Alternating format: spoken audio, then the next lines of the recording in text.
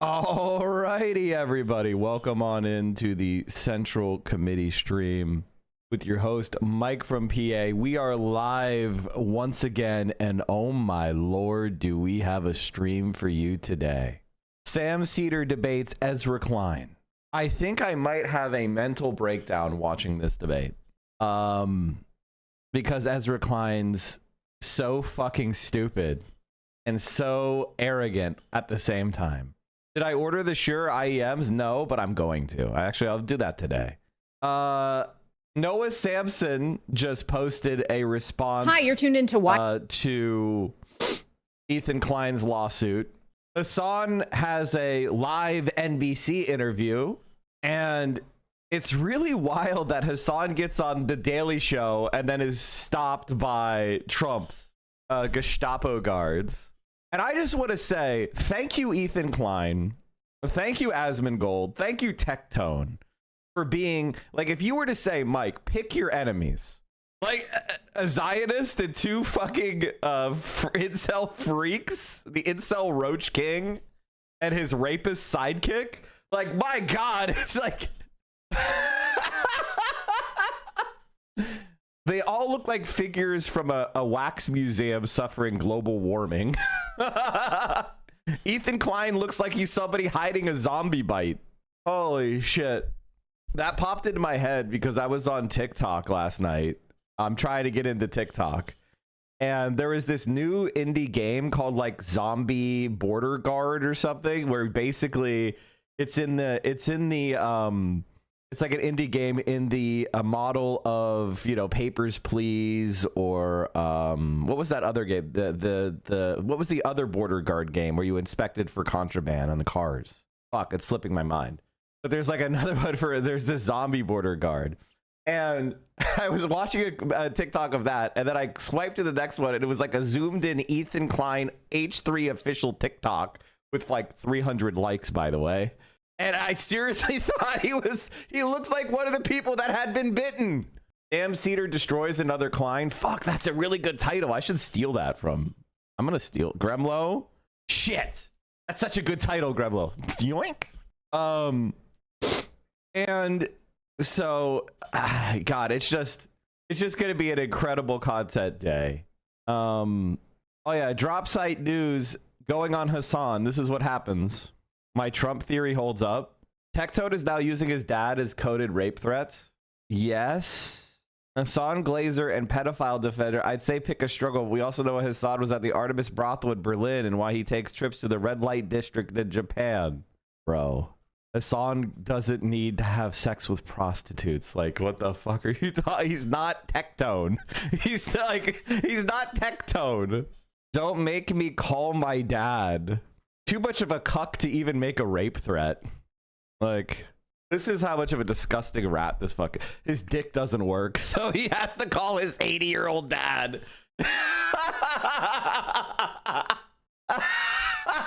He's such a fucking disgusting piece of shit. He can't even make his own rape threats. What a fucking scumbag. Saltman manufactured a fake timeline to discredit Hassan. They brigaded it to the top of LSF. It's spreading on Twitter, and as usual, he admitted he faked it. I mean, people need to sue Dan Saltzman. Global entry, and then you get to go through the global entry line. Oh wait, no wait, you're right. Wait, refresh, refresh. Wait a second, refresh. Yeah. I'm trying to help you. Okay, you're such an asshole. I'm not being an asshole. I'm just trust but verify. Okay, go ahead. It's you. I'm trying to help, motherfucker. You shouldn't be verifying. Go. Allow the fake news to go. Allow the fake news to go. My personal feeling on Dan Saltzman is he's ontologically evil, and nothing that could happen to him would be wrong. Diddy Dan is legitimately, like, he made his money facilitating pedophilic abuse, and now his best friend is a sex criminal, and he goes around trying to help a genocide. Like, that's an accurate, you know, biography of Dan Saltzman. Like, none of that is fake news. That's all true news. Mike thought his Discord kid had motion, and instead she roached out hard. Ella giggle. She didn't roach out. She continues to say Ethan Klein is by the way, Ethan Klein is about to lose a multi-million-dollar lawsuit to a billionaire for defamation. He's about to go bankrupt. Like, what are you talking about? We just have to sit back and put our feet up as he has to pay Ryan Kavanaugh's legal fees and millions of dollars of special and economic damages to for defaming a guy. Klein has filed a frivolous request for appeal to the California Supreme Court, which is certain to get thrown out. Wait, he's really going to try to? I mean, by the way, chat, this is just another level of legal fees for him. Incredible. Anyway, this guy's boring. He doesn't get to speak. Liberals are losing it over Trump and Al-Shara. I mean, like, Donald Trump is you don't get to create a new account and come in here. You have to post on your main account. Trump like the Syrian president. How did you find the Syrian president? Right. I think very good. Young, attractive guy, tough guy. You know, strong pass, very strong pass fighter. Does that worry you at all? He's got a real shot at pulling it together. I spoke with President Erdogan, who I'm very friendly with him. He feels he's got a shot at doing a good job. You understand? By the way, just so you understand, I should have mentioned this. Ethan Klein filing a petition to the California Supreme Court doesn't mean that it's going to be heard. The California Supreme Court has discretion. So they're probably not going to pick his case. And even if they do, Klein is going to get fucking destroyed. I don't know why he wants to go in front of the California Supreme Court to get humiliated. God, man, and another appellate motion for Ethan Klein. That's another 20K down the drain. All right, why don't we just get started off, ladies and gentlemen, with Noah Samsen's response to Ethan Klein. It's Noah Samsen responds. Noah Samsen, Ethan Klein lawsuit response. There we go. We'll put that first. Today I'm going to talk about being sued, or being threatened with a lawsuit at least. I haven't actually been sued yet. Ethan Klein and Mutahar from Some Ordinary Gamers have said that they plan on suing me for defamation. They're doing this in response to a video I posted in March called The YouTubers Who Backed a Genocide. I brought up these legal threats in another video of mine, but they decided to escalate things by paying a lawyer to write a cease and desist, which they sent to me in late March. And in it, they ordered me to retract my video. By the way, this guy is a West Bank settler that Ethan Klein has said is a legitimate military target. 3 weeks or get my little ass sued. Ethan Klein went on to read the cease and desist on his live stream and repeat this threat over and over again. Going live, Noah is fucked. The tattoo. Oh man, to be the laser tech in charge of removing that thing. Also, can I just say that you have to be a next level narcissist to think that a good gift for your wife is a tattoo on your body, like, of her. Like, that is some narcissist brain logic.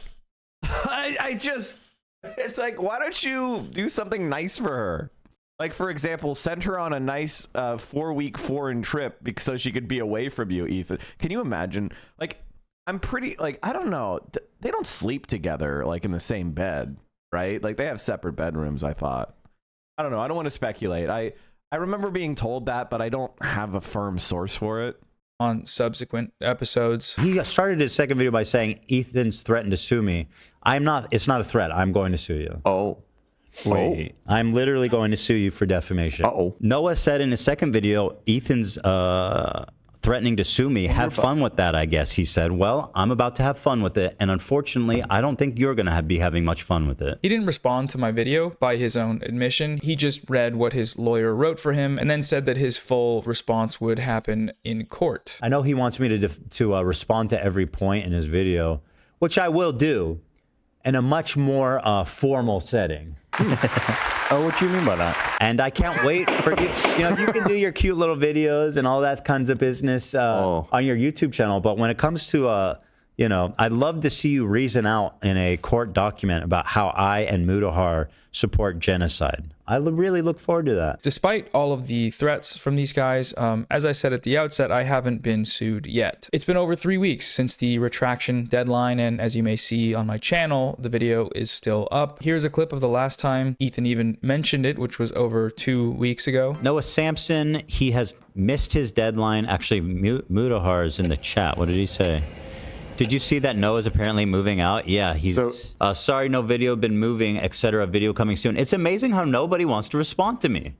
Everybody goes cold feet. If you're going to level an attack against me, the least you could do is respond. God, I love this, man. Why won't you play with me? Why does no one want to play with me? Come on. Ever since the retraction deadline passed, the ball has been in Ethan's court. Not responding to a cease and desist is a response on its own, right? According to these people, I'm still actively defaming them because my video is still public, so it's on them to do something about it. But again, aside from some beautiful bills, my mailbox remains empty. If you're wondering where I've been, there's a few reasons I haven't really been able to post much. I've had some personal things going on. I recently moved. I also got doxxed by a certain community of fans of a certain podcast, which I'll talk about in another video. But one of the things that I've been dealing with is preparing for the possibility of being sued. This was all new to me. I've never been sued, and I've never sued anybody, so I had to spend some time and money learning about defamation law and talking to lawyers and free speech organizations. One thing I was definitely advised was to not post for a little while because,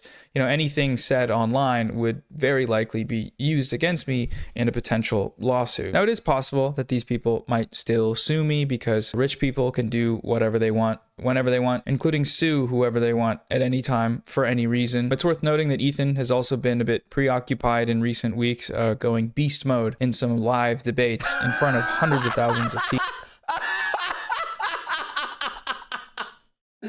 Beast mode is when you look like you're dying of you look like you're about to ring the bell at chemotherapy clinic, and the other is when you have a manic breakdown screaming that you're bored. That's the Ethan Klein at his most aggressive and threatening. People. What? You don't know what I'm talking about? What is? What? Yeah, it was on the list. You're lying. Yeah. I got a free Rolex hat from a friend of mine. I still wear it every now and then. Yeah, and you're oh wow, who knew? All right, listen, it's 5 o'clock. Like I said, I have a family to go to. I have 3 kids and a wife, and I know that you have a fucking cool ass race car bed to sleep in, and I hope you enjoy that. Okay, man. Thank you. Have a good one. And dealing with another very real defamation lawsuit that he's currently losing to a former billionaire, which is a thing that's actually happening right now. He could be on the hook for a lot of money, which is crazy. So maybe he's just busy and going to get around to it eventually. Personally, though, I don't think they're going to follow through with these threats for a few reasons, but the biggest one is just that they don't have a case. I think it's pretty clear that this cease and desist was sent to me with one goal, which was intimidation. It was an attempt to silence my criticism of these creators' genocide, apologia, and participation in baseless smear campaigns against pro-Palestine creators and movements. All he has to do to avoid getting sued is apologize for everything he said and did, admit he was either lying or ignorant, and erase the video, and also By the way, what I love about this is Ethan Klein is so fucking delusional. He's so fucking delusional that he thinks that people are going to ever forget this. His fans are in this like delusional mode where they think like, oh no, he actually is pro-Palestine. He supports a 2-state solution. It's very nuanced or whatever the fuck. And like, nobody thinks that, man. Like, he is considered to be a pro-genocide content creator. He is a friend of sex criminal Destiny and his Diddy Dan Saltzman. Like, no one is confused. That's him now. And so he's forever not going to be considered progressive, no matter what he does. It's over for you. Everyone could delete every video. It doesn't matter for you, man. That's the reality you live in. This is not a theory of mine. This isn't something that I did on my own. This is something that you did to yourself, and I'm just looking at and laughing. Donald Trump is president. Like, and it's not like a theory, bro. Like, it is the reality. Also, just disgrace, like, and just accept the disgrace that is basically lying about two people being pro-genocide, which is one of the most twisted, fucked up things you can accuse someone of. This sort of thing often works because... Like, look at this. Like, seriously. Look at his TikTok. Nearly 1 million followers. 6,000 views. 5,000 views. 2,000 views. You are fucking done. 13,000 views for his, like, nobody likes you, motherfucker. Nobody likes you. Here you're trying to make me look at this. Look at this. I also want to give a shout out to Mike from PA, who his exclusion from the video is just so. What day in a row are we have Ethan crash outs? Would love to see Ethan react to Chris Kunzler's new video. Went from complaining about people using Ethan's worst picks to do exactly that to his enemies. Mike crying through the 19 likes. He got 19 likes from Anton Malroth. Anton Malroth. He got 19 likes from Anton Malroth. I also want to give a shout out. Like, this is the best you've got. Thank you, Ethan Klein. You are my best friend. You are the rent payer. You are the legend. This is literally my fans in his shit.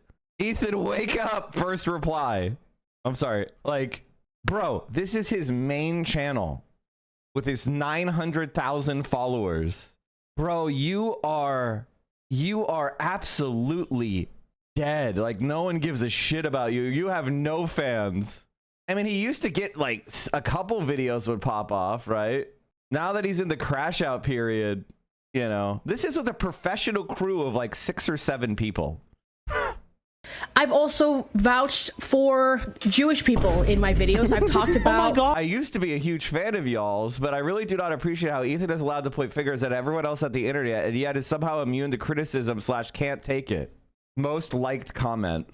This is just an objective reality. The H3 podcast is a fucking failure. Period. Dot. You're a fucking loser. Now here's a video not about the drama. 2,000 views for 924,000 followers. Ooh.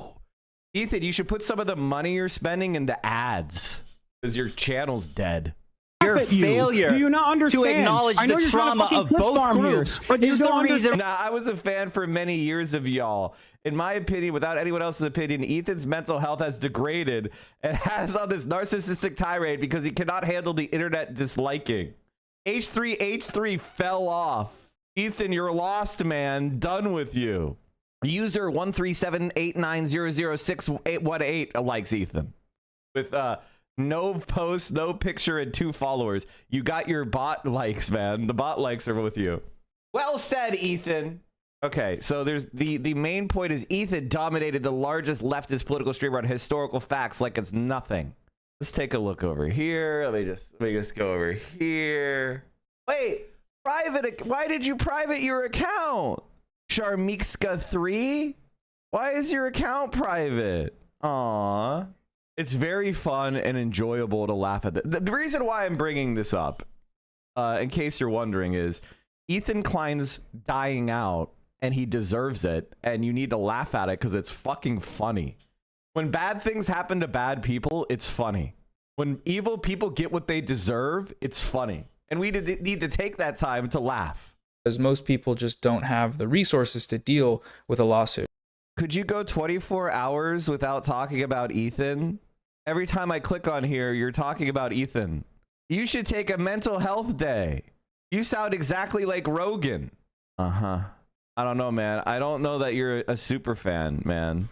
I don't think that you might be a super fan. Here, let me help you. Let me explain why. It's like hater behavior too. Ah, oh, damn. I have to find this. I have to find this TikTok. I didn't save it, which is a major fuck up of mine. Hold on. Oh, wait. Fuck. I have to find it now. I thought I had it at hand. Damn. The answer to your question is Ethan Klein talks about me every stream. In my case, I don't have the resources either, but what I do have is you, an audience of people that have been very vocally supportive of the potential for contributing to a legal fund. I'll be honest though, I would prefer it if they didn't. This is Mike from PA to me this is the new hater behavior too.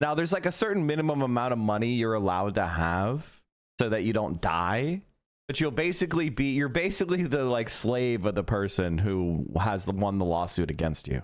Now, there is an old saying, you can't squeeze blood from a stone. If you're absolutely broke and you have nothing and you have no income, then losing a lawsuit isn't that bad, because what are they going to do?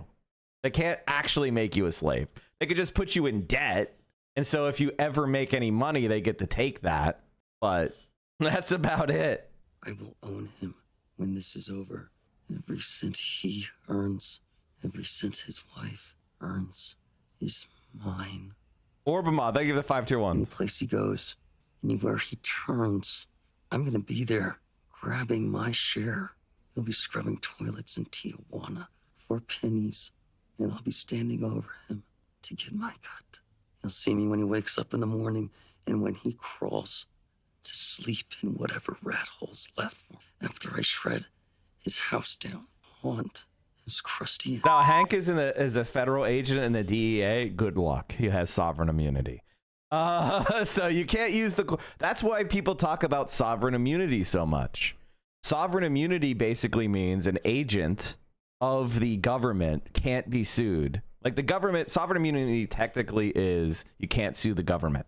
I don't know if you know this, but the government has immunity from its own courts. However, it can decide to let you sue it. And the government has done that. The American government has done that, where they have said you're allowed to sue the government if it does X, Y, and Z thing. But the government can also decide not to let you sue it. And so we have what's called qualified immunity, which is basically agents of the government can be protected from lawsuits as long as they are operating within their job, right?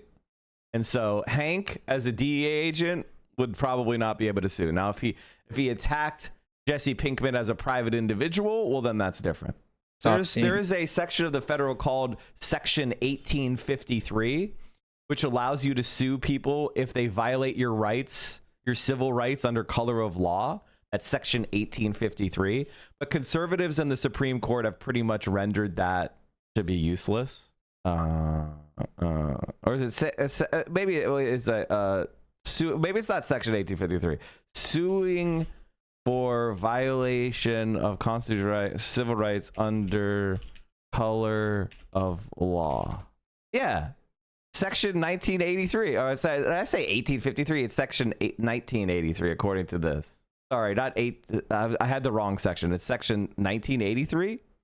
Every person who, under color of any statute, ordinance, regulation, custom, or usage of any state or territory of the District of Columbia, or causes to be subjected deprivation of any rights, privileges, or immunities, shall be liable to the party injured in action at law, suit in equity, or other proper proceeding for redress, except that in any action brought against a judicial officer for an act or omission taken in such an officer's judicial capacity. Anyway, there you go. Help Noah Samsen in his Patreon. It really seems like none of the people that are supporting or promoting this lawsuit have any clue what defamation actually is. So I want to go over that very briefly. Calling somebody a supporter of a genocide is a very different thing than saying somebody's career is cooked, or saying that somebody fell off, or making a video about an internet drama. One of them is a real legitimate thing where people are bad. And the fact is that this is totally different than just a drama slop thing. This is completely different. For someone to be found liable for defamation, there's a few bars that need to be reached. First, the plaintiff must establish that the allegedly defamatory claim is a statement of fact. Next, that statement of fact must be provably false. It also must have caused demonstrable damages to the plaintiff's finances or reputation. And lastly, the statement has to have been made with actual malice. Actual malice is a legal standard. It's the highest legal standard for defamation claims, and it's only applied to public figures. Basically, it means that the defamatory statements have to be proven to have been made with the existing knowledge that these statements were false. Now, the first hurdle of Ethan and Mutahar's lawsuit threat is establishing that claim 1, that they backed the genocide, evidenced by my video's title and thumbnail, is a provably false statement of fact. They immediately fail here, though, because it's not a statement of fact, it's an opinion. It's the the conclusion of the arguments and evidence I presented in my video. In defamation cases, when distinguishing between opinion and fact, the broader context of where the statements were made must be considered. In the cease and desist, the lawyer they paid to write it for them chose to ignore this broader context, opting instead to single out one word in the video's title, the word backed, characterize that word using one definition from a single source, and then argue that that word, solely using the definition they've interpreted it to mean, is a statement of fact and also a false one. And not only that, but this falsehood is one that I lied about maliciously. When evaluating defamation claims, headlines are not typically treated as statements of fact when the articles themselves explain how this conclusion was reached. That's what my video was for. It was an hour long. I know for a fact that Ethan accused me of defaming him before he'd even watched it, based on the title and the thumbnail alone. If I had to guess, I would say that the decision to threaten a lawsuit came from this knee-jerk reaction to my video's title and thumbnail, and that knee-jerk reaction was never re-examined because it didn't need to be. Ethan has money and time and no one in his life that is willing to challenge him on something like this. Yeah, that's the thing about Ethan Klein. Ethan Klein, like, it went to his head. He forgot where he's from. Like, basically, like, there's something that happens with narcissists is, like, when they get success through luck, they attribute it to their own grandiose, like, superiority.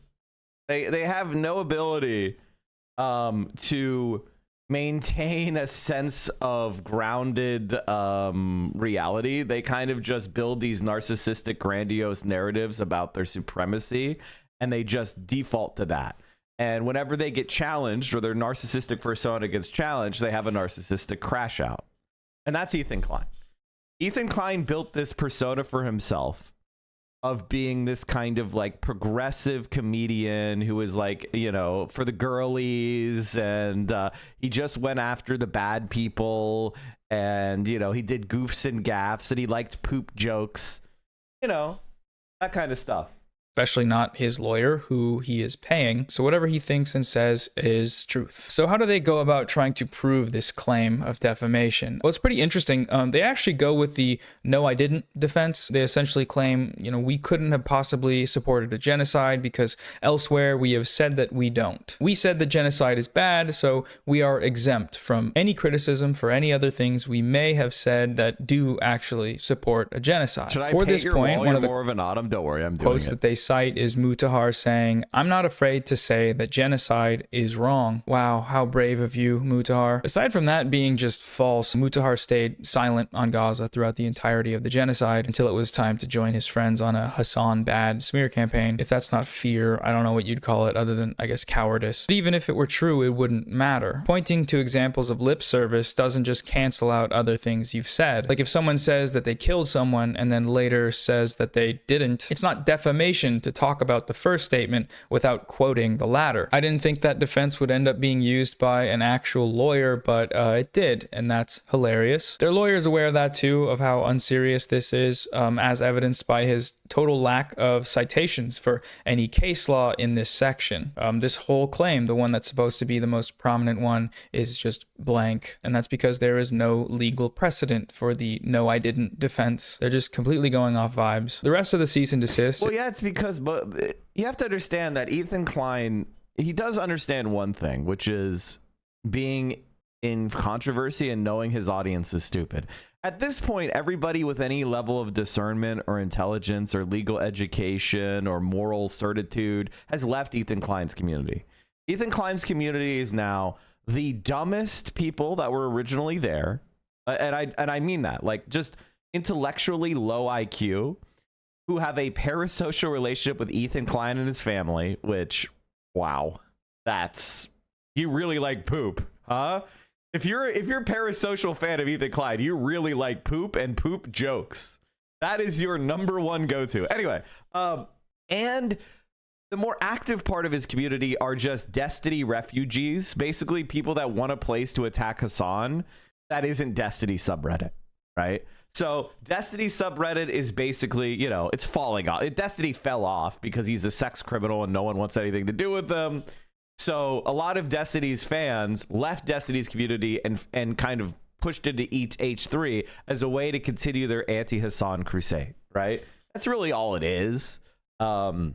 And there is a cluster of creators who are kind of milking the anti-Hassan Destiny refugees. It's like when Constantinople fell to the Ottoman Empire, right? All the people scattered throughout Europe. That's what happened when Destiny got, caught being a sex criminal. Except it isn't like scholars and researchers like it was when Constantinople fell. It is parasites and cockroaches.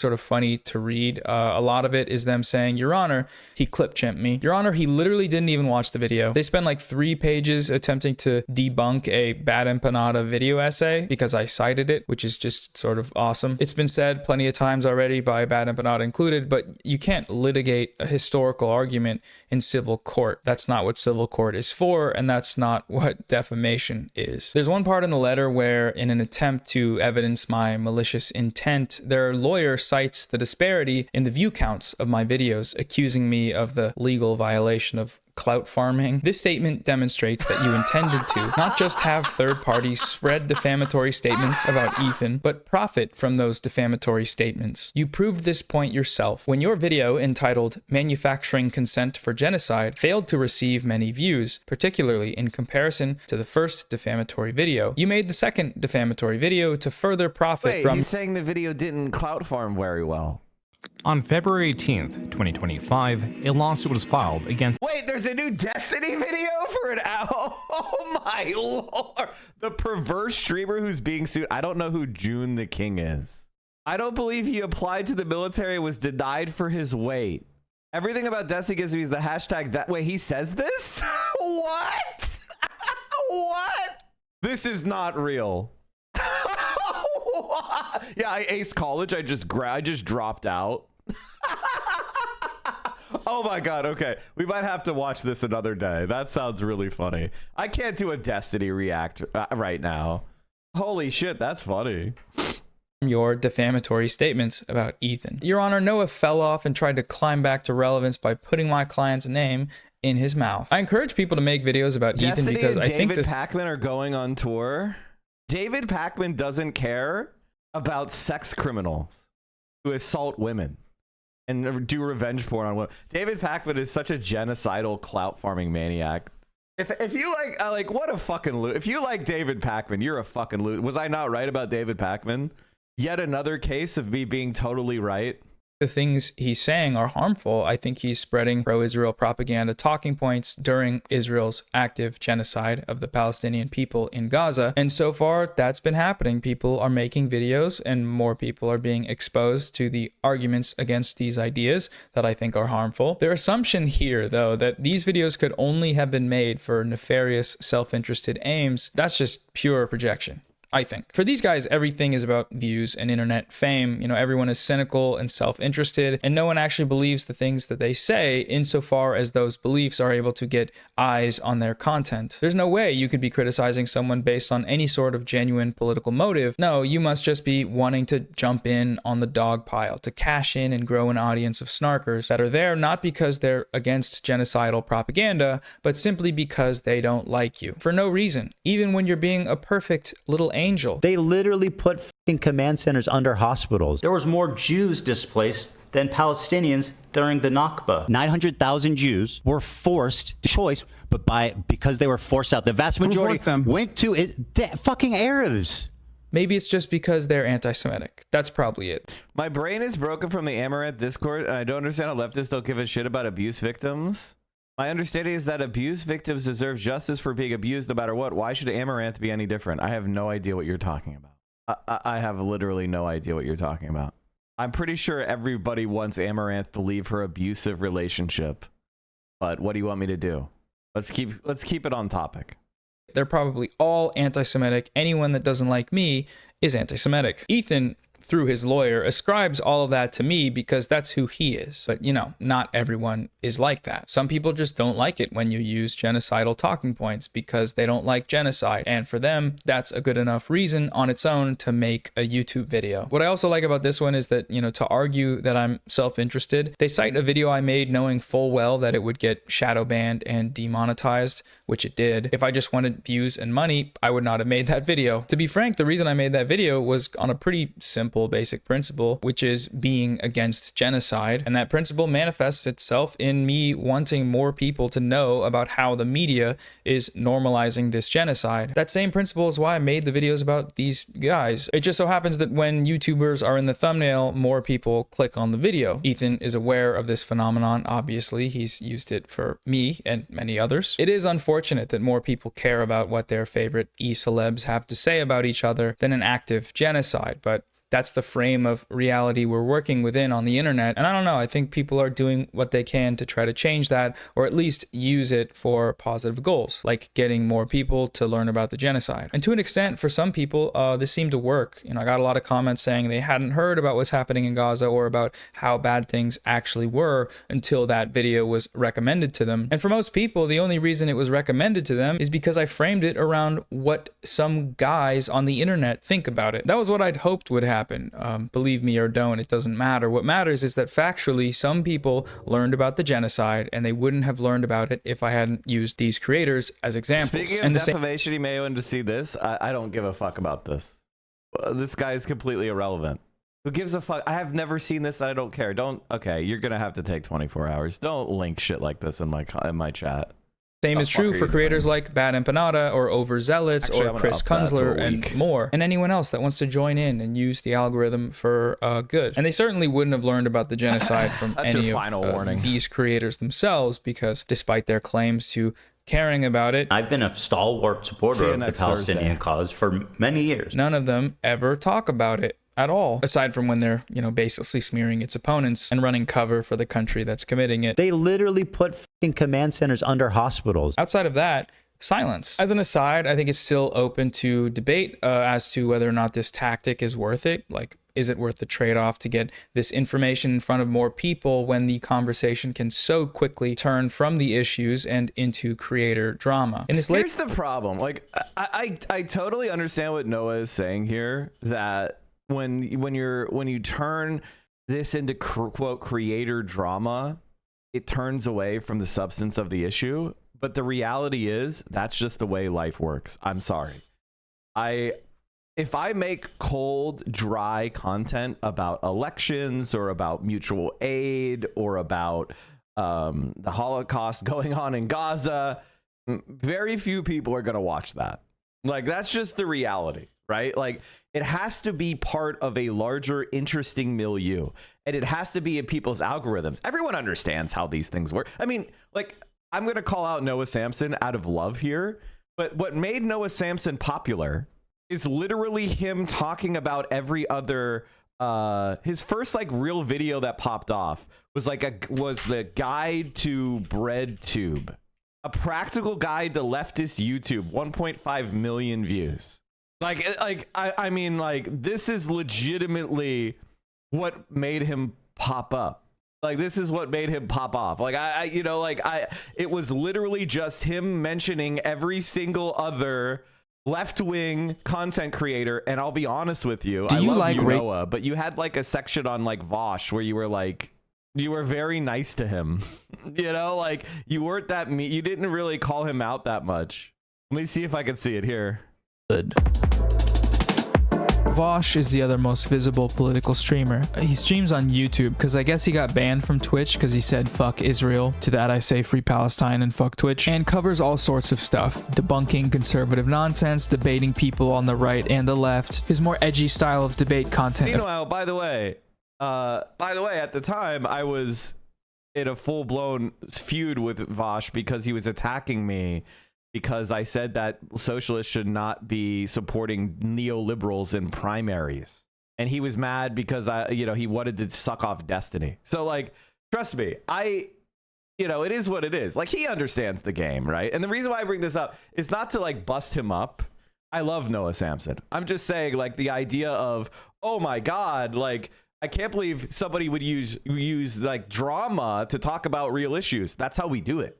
That's how you get into algorithms. That's how you get normal people aware of shit. That's how you get more engagement. It's just the way the game is set up by the algorithms the capitalists created. All right. We're not living in communist China where they're forcing educational content in front of people. It's just, it is what it is. Right? Like, it is what it is. Okay. And The other reality is these people are trying to deplatform us. So the only way, so we get boosted the algorithm for shitting on them, and we get to make our arguments, and we're defending ourselves against deplatforming. It's the way it has to go. I am a little bit tired of the complaining over this, like I have a choice.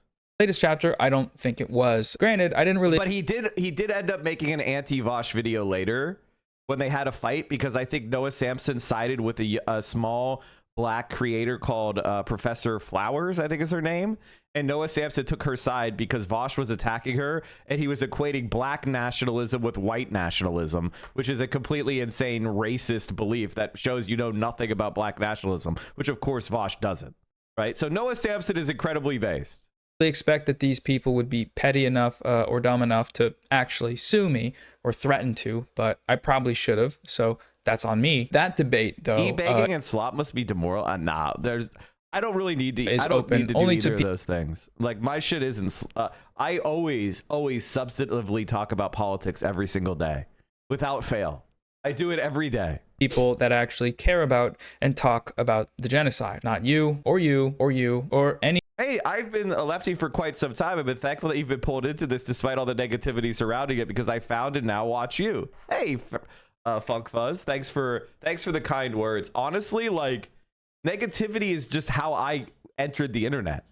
I entered the internet trying to be like a almost left-wing version of Wonks.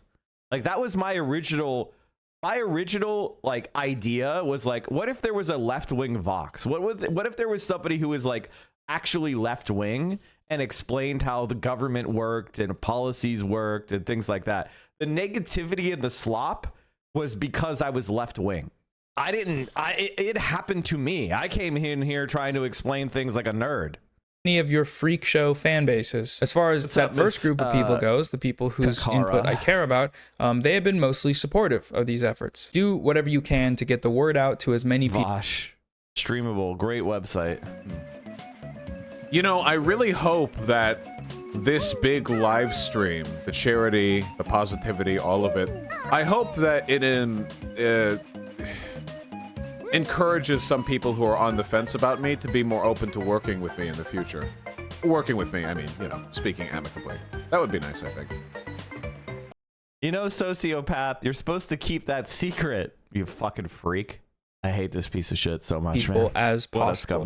That's the feedback I've been getting, so that's what I've been trying to do. But again, that might not always be the case, and that is subject to change. Aside from the cease and desist being, you know, a joke, the other main reason I'm down to clown in court is because Ethan keeps proving my point over and over again. Like, every day that passes and every time he opens his mouth on his show, he continually proves that my allegedly defamatory claim that he is backing a genocide is actually very correct. In the very stream he was supposed to be disproving the assertion that he supports genocide, he brought out the most explicit IDF talking points he'd used to date. I feel like this is a force that's going to help end the war, not fucking keeping hostages and underground and like sending, just continuing to provoke Israel to attack them and putting fucking like military complexes under hospitals. They literally put fucking command centers under hospitals. The talking point he's using there, that Hamas builds command and control centers under hospitals, has been Israel's primary justification for the systematic destruction of Gaza's healthcare infrastructure for over 19 months now. That talking point is... They just carpet bombed the European hospital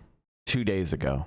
Is a justification for one of the key elements of Israel's approach to genocide. It's genocidal. The shitlib sub has a bot that posts clips of Vosh where he says deranged shit. I have no idea what that is.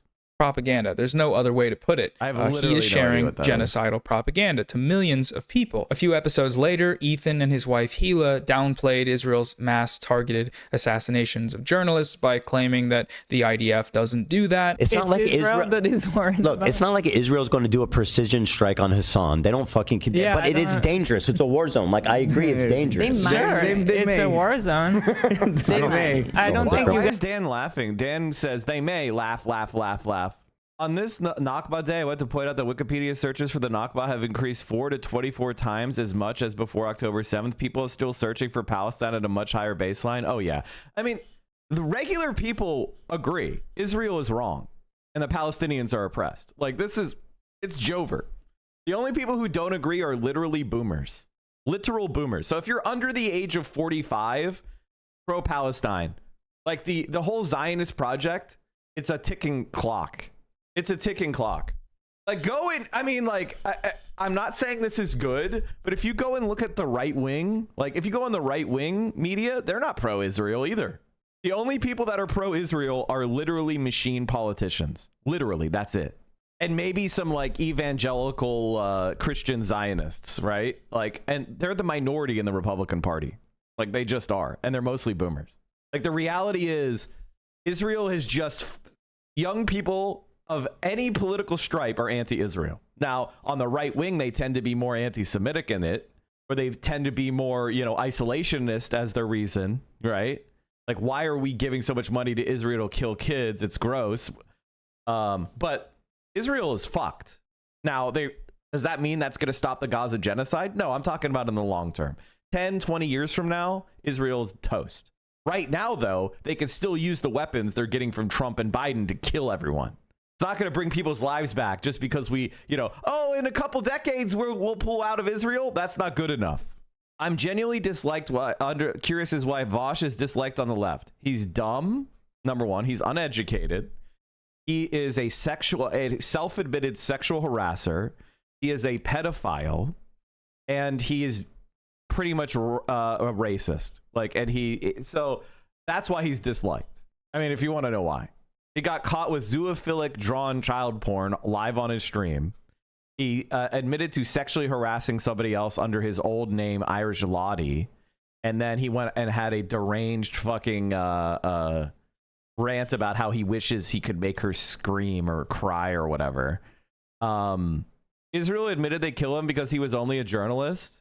Israel admits it kills Hassan just because he was only a journalist. He participated in the brutal 7 under the guise of a journalist and owner of a news network. During the massacre, he documented acts of murder, looting, arson, posting the footage online. Journalist, more like terrorist. You mean he recorded the events? He recorded the events of October 7th and posted the reporting online? You guys understand Israel, it doesn't work like that. They're not. Yeah. He's also objectively, it's not just all those personal things we don't like about Vosh, it's that his politics are anti-left wing, anti-black nationalist, anti-BLM. He basically threw a lot of his support behind Destiny in his doxing and stalking campaigns, and then he eventually, when Destiny turned against him, suddenly found Destiny to be bad. He's pro NATO. He's for, he's basically for American hegemonic imperialism. Like, he's not really a left winger in any sense, other than saying, like, I think people should get health care. Yes, they do. They do that more than anyone ever, actually. It's the last possible group of people on Earth that you could claim doesn't intentionally target journalists. This is just pure misinformation that is used to run cover for Israel as it commits a genocide, a major factor of which is limiting people's exposure to the atrocities they are committing. The most direct way they can do that is by assassinating journalists over and over and over and over again. A couple weeks ago, in a debate with Sam Seder, Ethan continued to expose himself as a propagandist for Israel's genocide. He repeatedly blamed Palestinian resistance for Israel's genocidal actions in Gaza. They could have done that. They could have ended it after a week. I mean, Hamas could have ended the war anytime too. How could have Hamas ended the war? By releasing the hostages? No, listen. Israel has said time and time again that the release of the hostages is not going to end their assault on Gaza. They have said this over I don't believe that's over and over. I haven't seen those statements. I've seen the opposite. At any time, they could have done that. Well, what has Hamas done to end the war? Hamas offered what have they done to end the war? Early dawn to say Hamas offered all the hostages in agreement in response to Israel not coming into Gaza.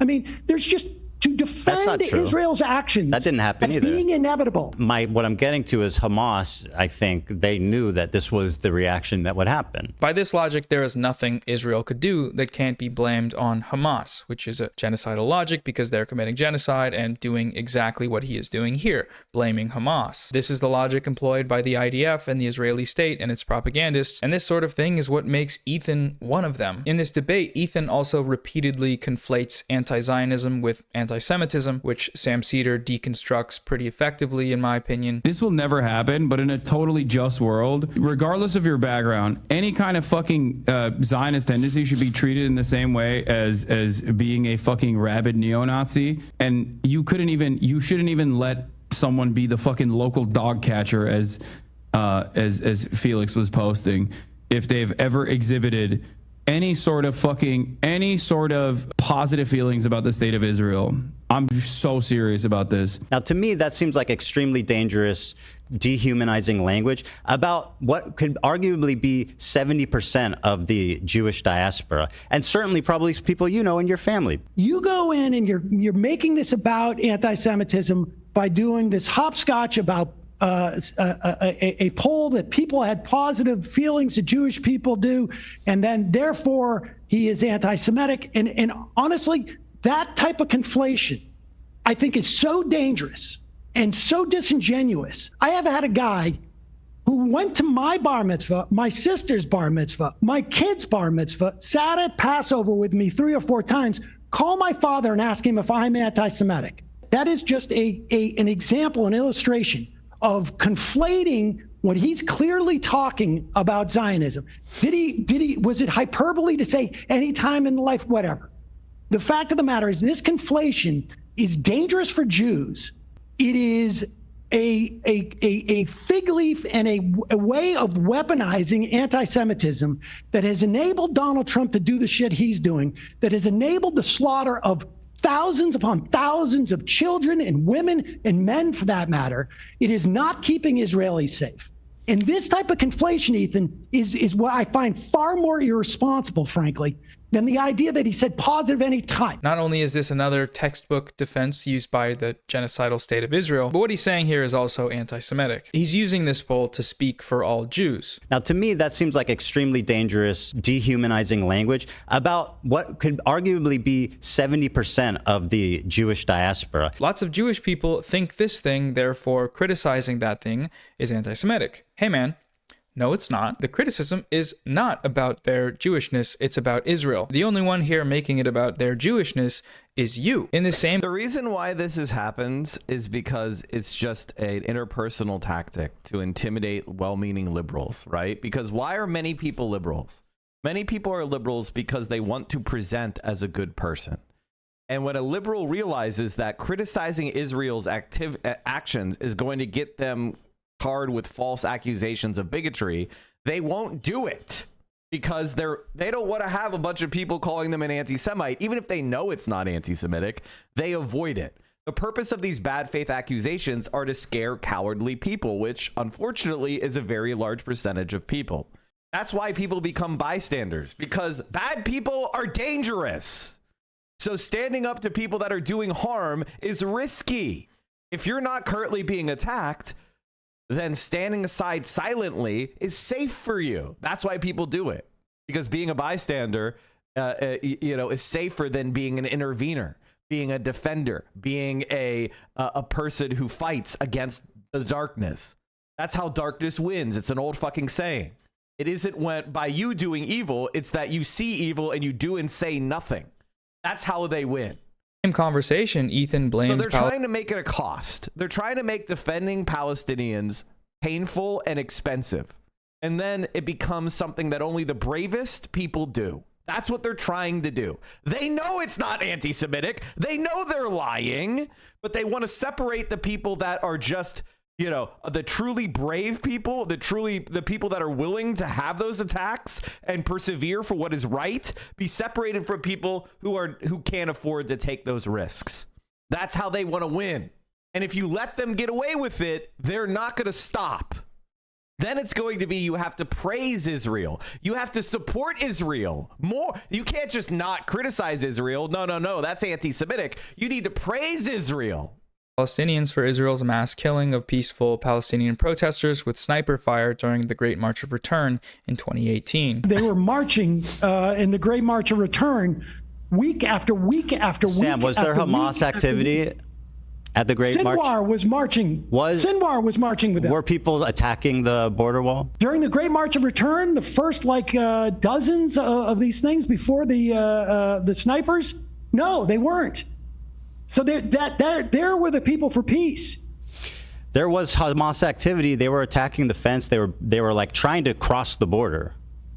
They were but not militants. Militants were trying to cross the border. We know where he got this talking point from, his friend Destiny, and we've seen him use that before a bunch of times. Overwhelmingly peaceful. Just as a quick thing, because people love to talk about the Great March of Return, the peaceful March of Return. All of this is like the peaceful Great March of Return. Remember this, okay? This is all the peaceful Great March of Return. And we've gone over this before, but the human rights reports were very clear on what happened in 2018. Thousands of people were shot by IDF snipers, hundreds of them killed while standing hundreds of meters from the fence. It's actually pretty insane that this talking point is still being used. Like, it's disgusting. Men, women, children, medics, aid workers, and disabled people were shot and killed. If your retort to this fact is, well, there was separate instances of violence at the border. They were attacking the fence. They were like trying to cross the border. Whether you want to admit it or not, you are doing genocide propaganda. You are offering a moral justification for this violence. There are plenty more instances of this sort of thing in Ethan's debate with Hassan, which I could go over, but I feel like you get the point by now. If Ethan is really going to go through with his I don't support genocide lawsuit, he should probably stop using talking points that support genocide. These guys know that what they're doing here is wrong. In his announcement tweet a couple months back, Mutahar said, I never want to financially harm or bring a lawsuit to a creator,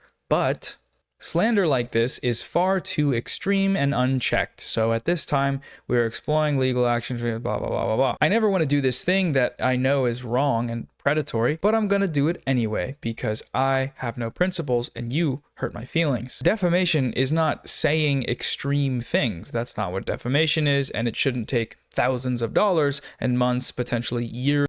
Okay, chat. Something needs to be done by live stream fail. At this point, like, I think that streamers should start DMCAing Reddit on these live stream fail clips, because this website, this community is actually harmful to Twitch at this point, and it's just a harassment subreddit helmed by Destiny, a sex criminal currently being sued. And it doesn't. I mean, like, look, like here's a Forsen clip, 86 likes. Fan speaks out 100, like, you know, Denim's refunds for her GoFundMe for suing Ethan Klein. 300,000 likes. Practicing being grateful, 72. It's just Snow does pop and gets a new pet, 300.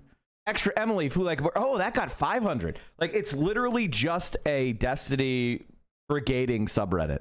It's not about Twitch at all. Like, and it is. We've now gotten to the point where it's damaging to the website. Also, this is just propaganda. It's crazy how the media is running with this Hassan Glaze, Billy Bob Joe Thornton. Timeline, you got me, I am discredited. Denim's refunds GoFundMe. It's just Destiny fans subreddit brigading. Every post. It's like at a certain point, Twitch has got to take back the community. They have banned streamers that are in their fucking subreddit, ruining it.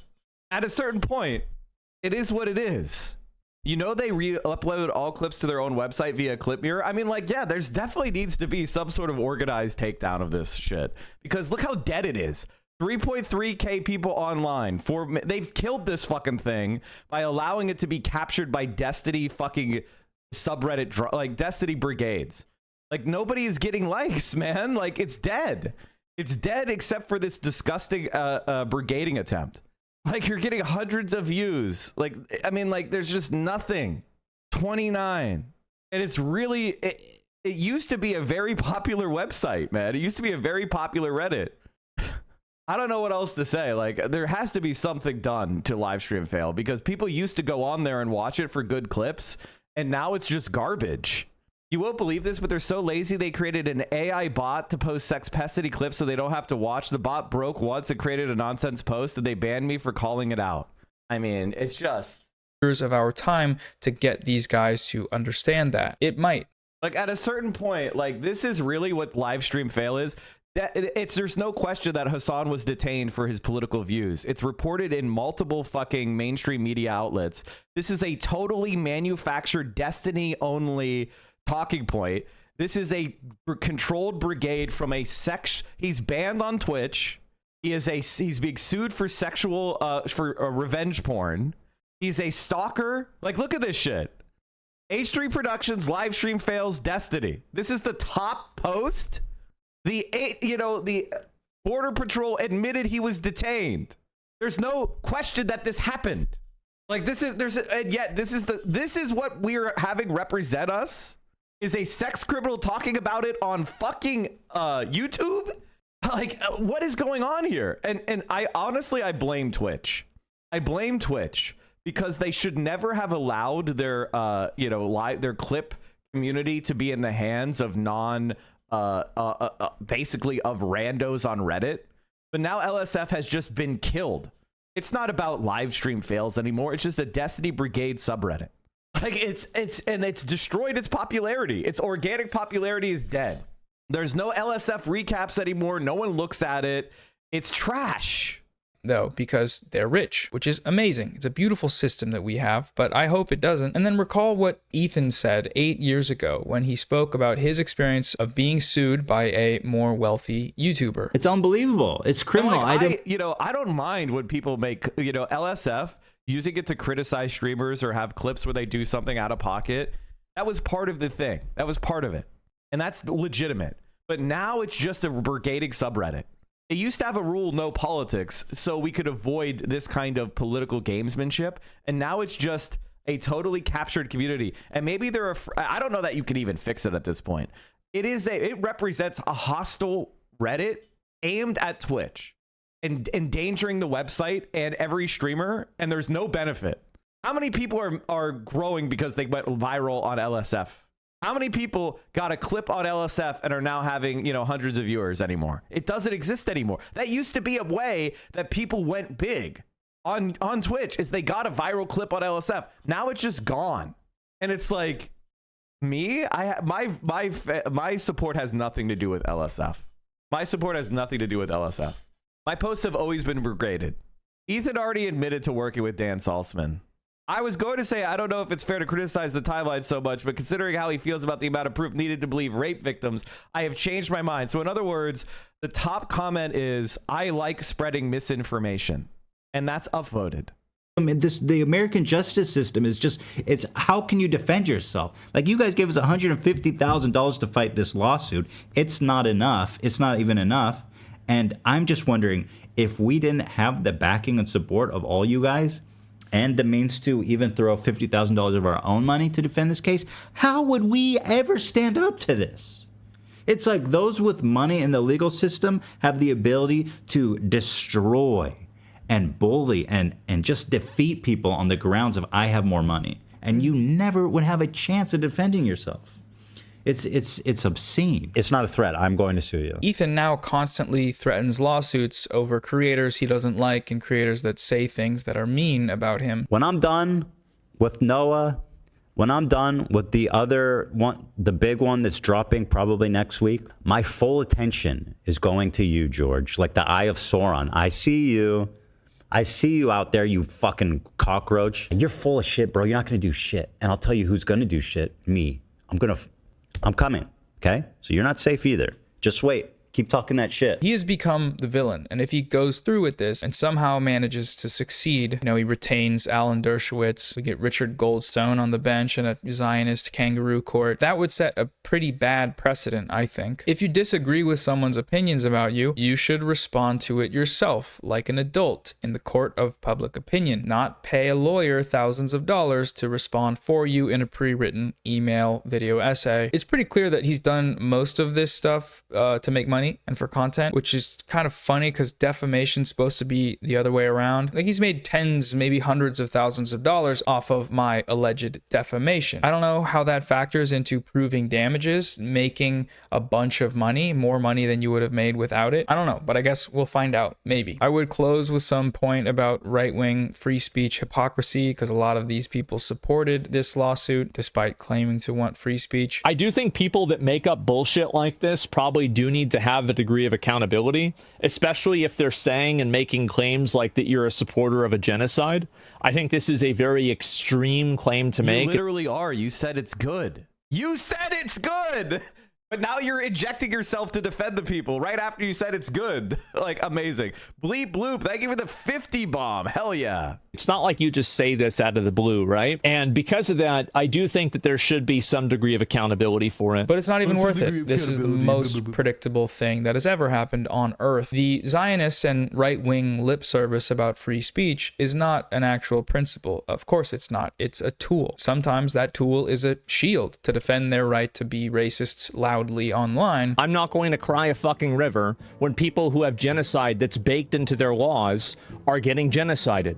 I don't give a fuck. They're terrible people. And sometimes it's a sword to attack people who criticize them for doing that. It's not a threat. I'm going to sue you. None of these people actually care about any of these issues. Their support for a cause is entirely dictated by whether or not they like the people that are supporting gifter. Bleep bloops. Thank you for the 50 bomb. That cause, whether or not they have some sort of content creator based relationship. But that also means we, myself included, need to stop treating it as if it's anything other than that, with the exception being using these morons to educate people. I think that's good. I think people should keep doing that. All right, so anyways, that's all I have to say about the lawsuit stuff. Ethan and Mutahar, if you are not suing me, that's great. I would prefer that, so I don't have to fundraise for legal fees during a genocide. If you are actually going to sue me, though, please just let me know. I'll fundraise again. You will probably lose the anti-slap motion and have to pay my legal fees, and will just be wasting a bunch of time and money, which in the grand scheme of things is not that big of a deal. I'll be fine, but that will be annoying.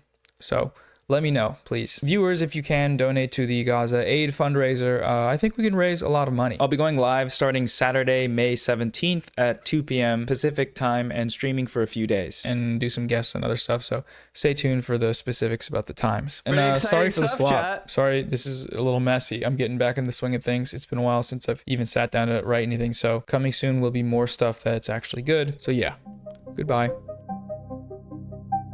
I love Noah Samsen. Calling the cost for a YouTube response on his own opinions, a clown and a... Yeah, what a pathetic loser, dude. The best Trojan horses are the ones that use slop tube to spread awareness about the genocide. I mean, like, the answer is, like, all these slop tubers are kind of isolating themselves off into a quarter of just the type of people that want slop and slop alone. What a pathetic fucking loser, these people. What a disgusting rat. All right, chat. On to our next piece of content that I'm really excited about, which is Sam Seder debating Ezra Klein. Speaking of subreddits, on Pod Save America subreddit, it seems their key audience is getting tired of the liberal way. The bulwark has kind of stolen me. Oh my god, no. Oh my god, no. I'm actually commenting on Reddit. That is the right-wing pipeline. Oh my god. Pod Save America. Jesus Christ. Anyway, chat, make sure you we're going to do the fundraiser, or I'm gonna help. Oh wait, what the fuck? Did I close the thing? Did I close the shit? I closed it without sharing.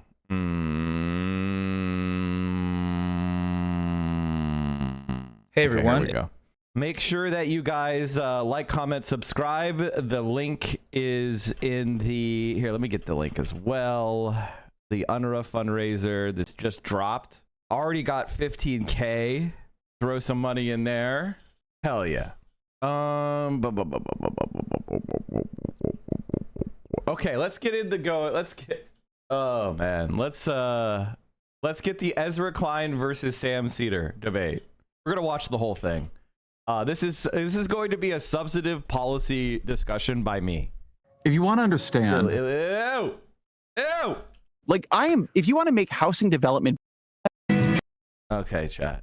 Sam Seder is a really able debater, but he doesn't know what he's talking about on quite a number of these topics that Ezra's going to. He doesn't know what he's talking about in some of the like granular details, but I do. So I'm watching this just so I could give you guys even more reasons to absolutely shit on and hate Ezra Klein. He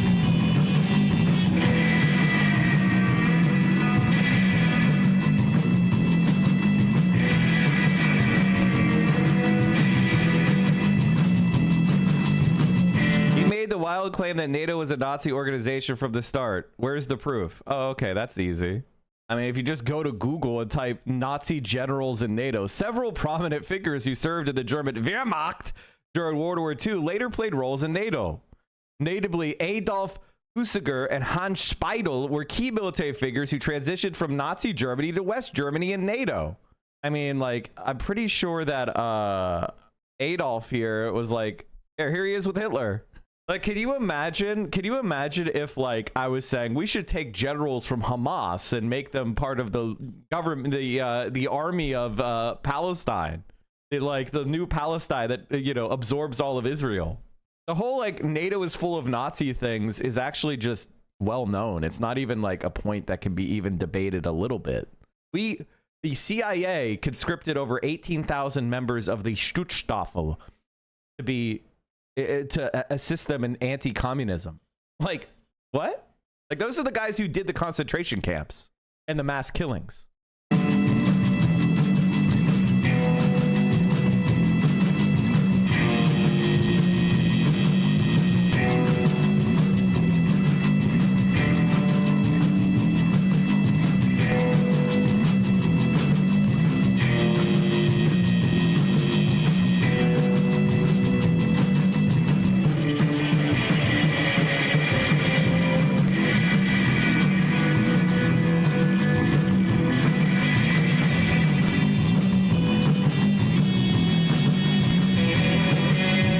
There were many thousands of Nazi collaborators who got visas to the United States while the survivors did not, even though they had been, for instance, the head of a Nazi concentration camp, the warden at a camp, or the secret police chief in Lithuania who signed the death warrants for people. The bulk of the people who got into the United States, some were from Germany itself, some in fact were senior officers in the Nazi party under Hitler, but more were the Nazi collaborators. On U.S. intelligence using Nazis as spies, there were upwards of 1,000 Nazis who were used by U.S. intelligence after the war by the CIA, FBI, and military and other U.S. intelligence agencies, both in Europe as well as in Latin America, the Middle East, and even a few in Australia. They were basically seen as cold warriors who served as spies, informants, and in other intelligence roles.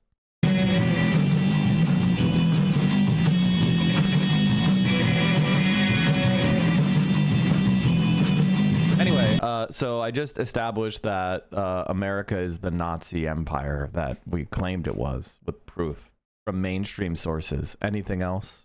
We are back. Sam Seder on the Majority Report. Emma Vigeland out today. It's a pleasure to welcome. Back, I guess. I mean, maybe it was years and years ago. Been a minute.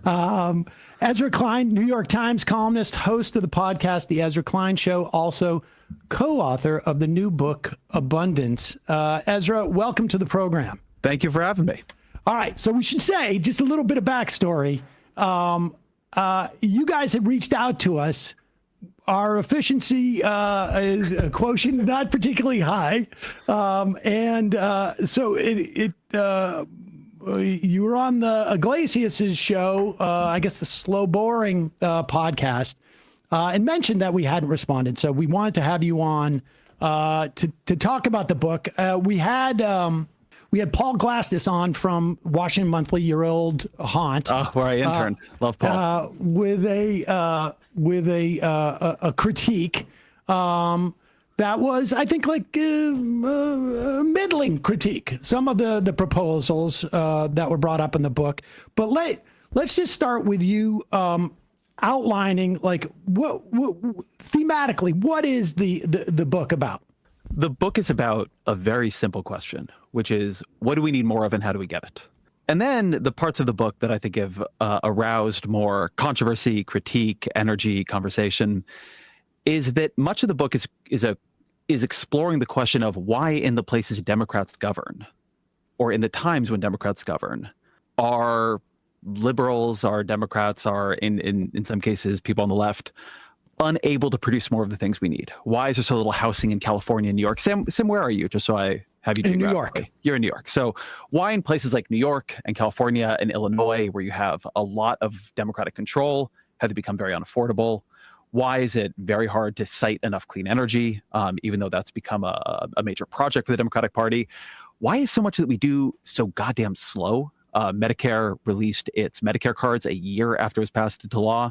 Getting prescription drug prices negotiated on 10 drugs took. So, like, The answer to this is because centrist Democrats corrupted the government and prevented it from having any kind of celerity, underfund government officials, which they continue to cut, except for military intelligence and law enforcement.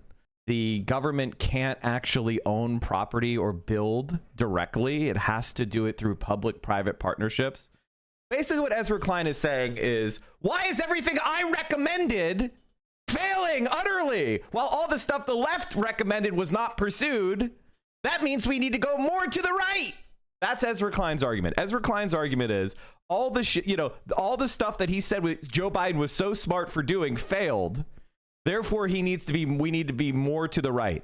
And there is a country in the world that is succeeding in all these things. It's called China. And what I find really, really, really interesting is how Ezra Klein, and this is the very beginning of my rebuttal to Ezra Klein and abundance in general, is Ezra Klein doesn't actually look what China did on any of the things that it's succeeding on, right? What Ezra Klein wants to do is rip out environmental protection, the protection of endangered species. He wants to do more public money given to private corporations. He wants to make California like Houston. And we're going to talk more about why that is incredibly stupid in a minute. 3 years and will only go into effect this year, just in time for Donald Trump to take advantage of it and brag that it was him who did it. So this question of the sclerosis of liberal government, how do we actually make it deliver the things? Sclerosis of the center-right neoliberal government that you have been at the head of for decades, Ezra. It is promising to deliver. Failure is the core inquiry of the book. And the culprits run across, I guess, like four sort of main silos, as far as I can tell. Like we have the regulation and bureaucratic red tape, and this is a problem both in terms of like building infrastructure and to some extent within the context of housing. There are that housing is also addressed by like local, I guess, incumbent groups that have power there. The infrastructure, again, some of that bureaucratic process is a function, and we'll get into this, is a function of environmental regulations that end up getting abused in some fashion. And then in the context of like... it's not leftism. Abundance is not leftism. It is just libertarian right-wing... I explained it in Hassan's chat. Maybe I should look up what I said. Science and innovation, it is a sort of a risk-averse funding. But let me, before we go into some of the specifics, from your perspective, because I've been reading a lot of the, there's a lot of reviews of the book out there. It's also have you read the book? I have. Well, I've listened to the book. Let's put it that way. That's as good. And by the way, Ezra Klein's biggest defense is that people haven't read the book. Like, that's what he tries to go, like, you guys don't even know what's in the book. We know exactly what's in the book, which we'll get into. To be, I like your read better than Derek's. Okay, but I've listened to both. Exactly, I listened to. all right, if you that just gives you a sense of at what level we're talking. That's a different critique. But yes, I have read the book, and I've also read there's a tremendous amount of reviews about the book. What is your critique of the book? I want to answer your critique of the book. Well, I will get to that. Okay. I will get to that. But from your perspective, is this a policy or a political book? Oh, I don't think you can separate those two. Okay. I mean, so you know my career. I'm a policy reporter from way back, but I think something that has always been central to the way I understand that is policy, politics, and process. And I think this is very much a book about process and proceduralism are all intertwined. The idea that you can peel them apart, that you could say, oh, this bucket is policy, this bucket is politics, is not at all how I look at that question. Yeah, and I guess, you know, we'll start with the policy side first. But broadly, my critique is there seems to be an absence of, well, I think the culprits that you've chosen in some instances are correct, but broadly speaking, there's an absence of analysis of power dynamics, I think, that and the interplay of money and politics, or I should say power in our society, I think is problematic. I mean, I think that, like, look, there have been, questions about specific policies and assumptions. I've read critiques about your assessment of why China is able to do certain things and whatnot. But the reason why China, and by the way, Ezra Klein's assessment of why China is able to do certain things is wrong. China is able to do certain things not because they bulldoze, they don't care about the environment, or they are abusive of people's rights or whatever. The reason why China is able to do stuff is very simple. Government-owned banking financing the projects, meaning they get government low-level interest rates of a couple percent. So you want to build high-speed rail, instead of having to borrow at 7 or 8% interest on the bond, they borrow at 1 or 2% interest on the bond. All right? That's a huge savings. Right off the bat, that's a huge savings. The fact that the high-speed rail company is getting low interest rate loans as opposed to high interest rate loans means they actually make money. They've got hundreds of billions of dollars in debt to build their high-speed rail network, and it made $550 million in profit, even after paying their loans, because they got cheap loans. So they're actually profiting from the high-speed rail that's doing all sorts of other positive externalities for their country. That's number one. Number two, national central planning. And three, they have a full-blown commitment with government-owned enterprises building the shit. Meaning these are government companies that are building the railroads, building the lines, building the trains. They have a full commitment for the entire project spanning the country. So they know they're going to make a certain amount of money over a certain amount of time. And then they also, and this is the other thing, they create a national standard and they try to standardize things as much as possible. So they develop, like, this is a turn rate. This is a turning to the right track. This is a turning to the left track. And they make, this is a bridge. This is a span. And they standardize it. And they make it in a factory.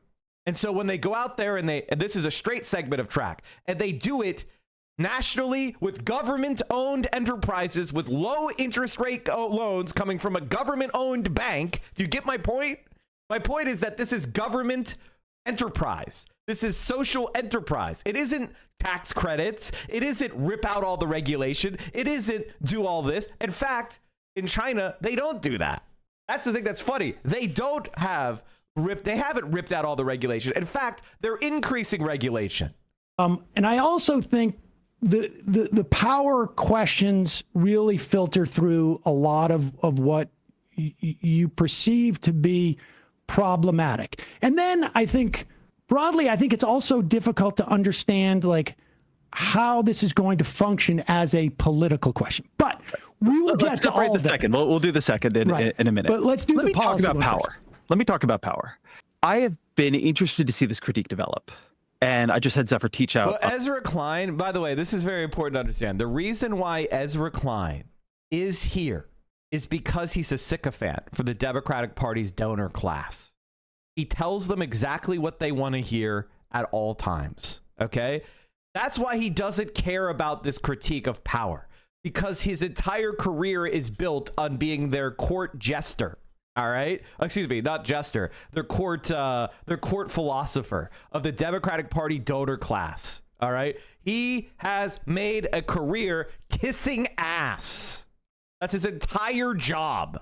On my show, there's an episode with her and Shoykat Chakrabarti called Abundance in the Left that I think people would be interested to hear sort of. By the way, I don't think Zephyr Teach Out is a very good argument. She doesn't agree with me on government-owned enterprise. She's a Warrenite. I want to be honest with you. I'm to the left of these people because, honestly, the Sam Seder, Zephyr Teach Out shit isn't going to fix problems either. We need actual left-wing policies. Like, that's the reality. Power debate at some length. I think this has been very revealing to me about what my friends on the left, and I think of myself usually as on the left, though, a liberal, not a leftist, I guess, mean when they say power. I think this is a book entirely about power. But it is a book that treats power highly situationally. So there is a structure of power that arranges itself around, say, a housing development in San Francisco. That is a different structure of power then arranges itself around the question of can you build interstate transmission lines, which is a different structure of power, then arranges itself around the question of can you site rural broadband and build that in the way that you want to, which is a different structure of power. The reason why we can't build rural broadband is because we're not setting up a government-owned internet company, a government ISP. The reason why we can't build these transmission lines is because we're not setting up a government-owned transmission line company, a national electric transmission line company run by the government. That's why we can't do it. Because Ezra Klein is, because he's just doing tax credits, and because there's so much federated power, you give 1 million veto points and this stuff gets blocked by who? The incumbents, the people that already have transmission lines, the people that already have power plants, and they have a fiduciary duty to block it because they need to make money for their shareholders. So if you've just built a natural gas plant and you're selling electricity to Los Angeles, and somebody's trying to put in ultra high, voltage direct current lines to bring in wind farms and solar farms from Nevada, you have a fiduciary duty to find every means you can to block that. Or than you see in a bunch of the other cases in the book. And one thing what happens when you have a profit-centric system. Attempting to do over and over and over again is get extremely granular about what is happening. So one thing that bothers me about the power analysis that I hear on the left, let's take housing, because I always think it's very important to ground things in like a specific case. Texas builds more housing than California. It builds more housing than New York. When people move to Austin and Houston and Dallas, they build homes. When people move to San Jose and San Francisco and Los Angeles, they don't. Is your view, do you find it a credible view to say that the issue is Texas has solved the corporate power problem, but California is permeable to corporate power and dominated by oligarchy in a way that Texas, or for that matter, Florida, is not? Well, I don't know if it's necessarily, I think it's not necessarily corporate power. I think what we're talking about is money. I think we're just talking about money. And so Texas has solved the money in politics problem, but California does not. Well, I can tell you that, like, if you want to compare, let's say, San Francisco to Houston, right, you just have a lot more space in Houston. You have a lot more money in San Francisco. And so the power that rests with the money is more concentrated, literally, right? And has the ability in those instances to stop this. I think this conversation is really kind of, the main problem I have with Sam Seder's structure here is it's not just money per se. It is the capitalist class versus government authority and government enterprise, and he's a neoliberal ideologue. Ezra Klein is a neoliberal ideologue, which means what? He's focused on maximizing markets, market-based solutions, and private enterprise solutions to societal problems. And he thinks the government's job is to set up structures that facilitate the creation of markets. Okay? That's his role. That's why he's an ideologue. He doesn't see a problem like we don't have enough affordable housing and say, okay, what is the most efficient solution to that problem? He believes markets are always more efficient. So if I said the most efficient solution to that problem is to set up a federal housing developer and take land, say, for example, to use eminent domain to seize a urban golf course property, pay them cents on the dollar for it, and build a highly dense block of socially integrated housing that has people from the working class all the way up to the upper middle class. Anybody from the working class to the upper middle class has the right to access these housing units, and to build hundreds of thousands of housing units in every single urban area in America from a government-owned enterprise. He would say, no, that's crazy. That's the only thing that's actually going to solve the problem. This housing project or that housing project. Like, look at Austin, for instance. You bring up Austin. In the course of Austin, and this was, I read this in the review, because obviously I'm not studying Austin or San Francisco for that matter. But Joe Wiesenthal wrote, that his observation about Austin was that it was cheap, and then it got very expensive. Then there was, and it was a function of costs went up, rents went up. It became expensive there. Rents have gone down in Austin because they Okay. This is a very simple thing to look at. Here's the all transaction house price index for Austin, Round Rock, Georgetown, Texas, right? Here we see Austin prices prior to COVID-19. 352. COVID-19 kicks in. People start moving to Austin because it's cheap. It spikes out of fucking control. Look at these price spikes. Some of the it's going vertical. So, 352 prior to the COVID-19 spikes to 573 price index. So we're talking about a 20, what is that? What is that percentage wise? Like 50%, it's like a 50% price increase in like a year or two. 63%, something like that.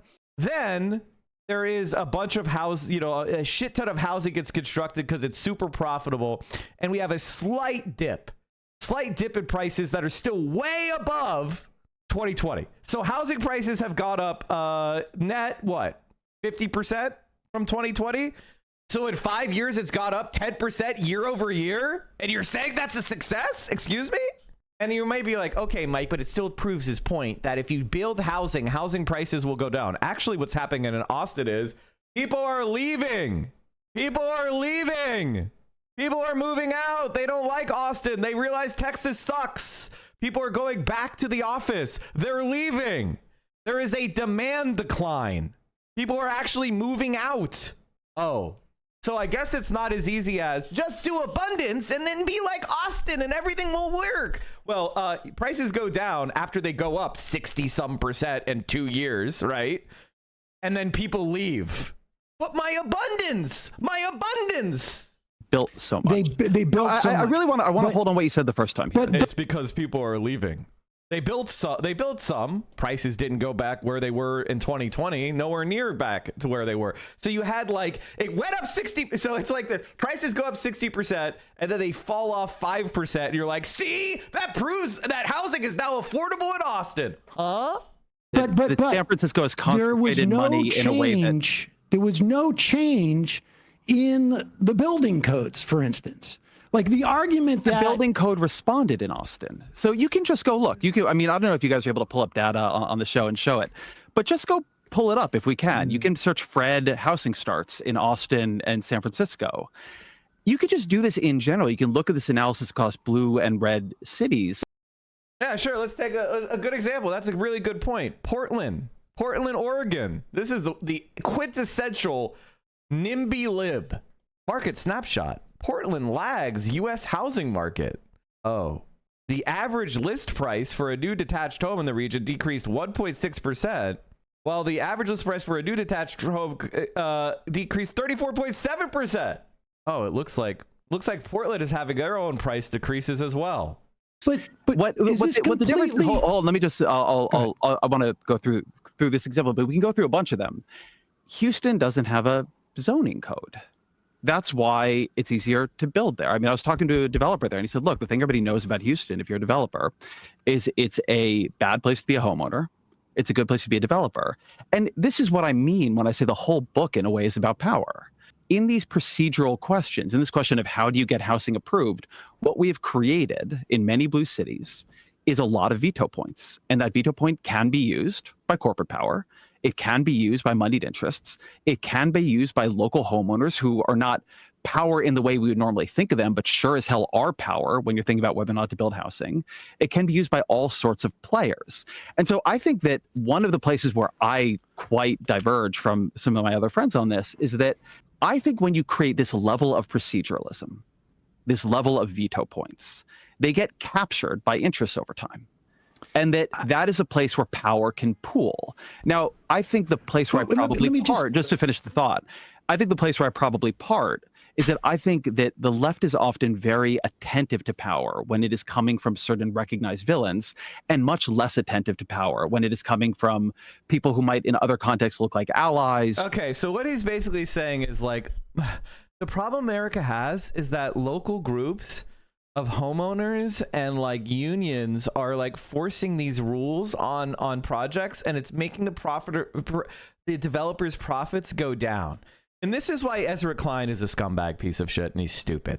Okay, when the reason why we're not developing housing is because housing, when it's done purely through the market, is an investment. I know this is very basic shit, but it's something that needs to be laid out for everybody because Ezra Klein is not very intelligent. Okay, so what does that mean?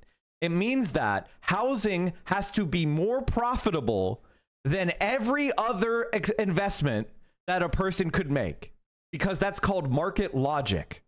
If the housing only makes 1% profit, and there is I could invest in treasury bonds and make 5% profit, I'm going to put my money in treasury bonds. If I could put my money in the stock market and make 12% year over year, I'm going to put my fucking money in the stock market.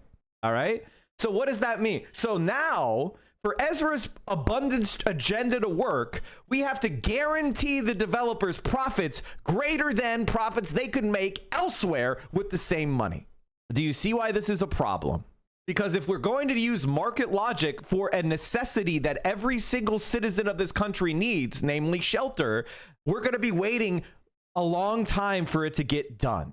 And they're never going to make housing that's affordable for they're not going to ever build a new building for poor people to live in.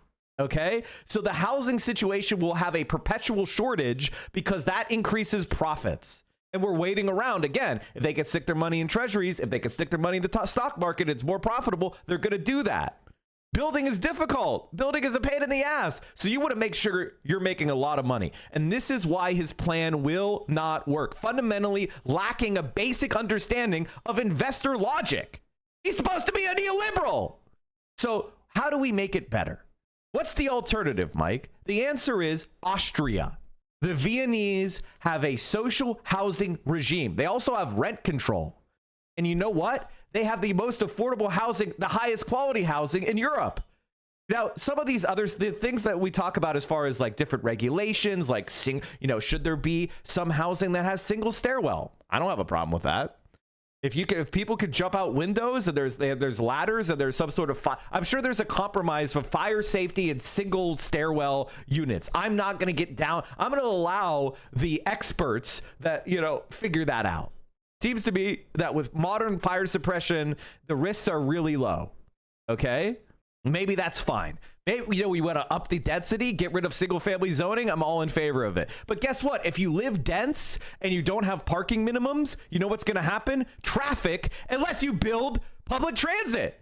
Congestion doesn't go away just because you wave a magic wand. You have to build the institutions and the infrastructure to make up for the fact that you don't have the capacity as far as parking and cars, or else you're choked with congestion. And economic activity gets stunted because people cannot leave their homes because there's fucking nonstop traffic jams. So you can't just do one of these things alone and expect it to fix shit. This is the baby tier level shit these neoliberal scum are in. They're not really looking at what's working. You look at China, it's working because they're thinking like adults. And they're building infrastructure. They're building public transit. They're building high-speed rail. And they're doing it with a government commitment and government-owned enterprise. And this is what Ezra Klein doesn't seem to understand, and what he's hidebound and ideologically blinded. This is why my critique of abundance is the best critique of abundance in the entire world, because I'm the only person who actually takes what China's succeeding on seriously, unlike Ezra Klein. All Ezra Klein sees is the finished project, which is the tens of thousands of miles of high-speed rail. But he's completely incurious as to how. And the reason why is because he's a neoliberal ideologue.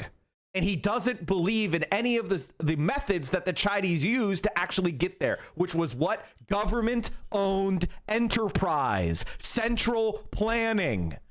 Or just be local homeowners. And here's an example of what I'm talking about. This is Zoran's video on how socialists solve the housing crisis in Austria. He's running for mayor of New York City. Vote. Here's a video he made explaining it. American housing is in crisis.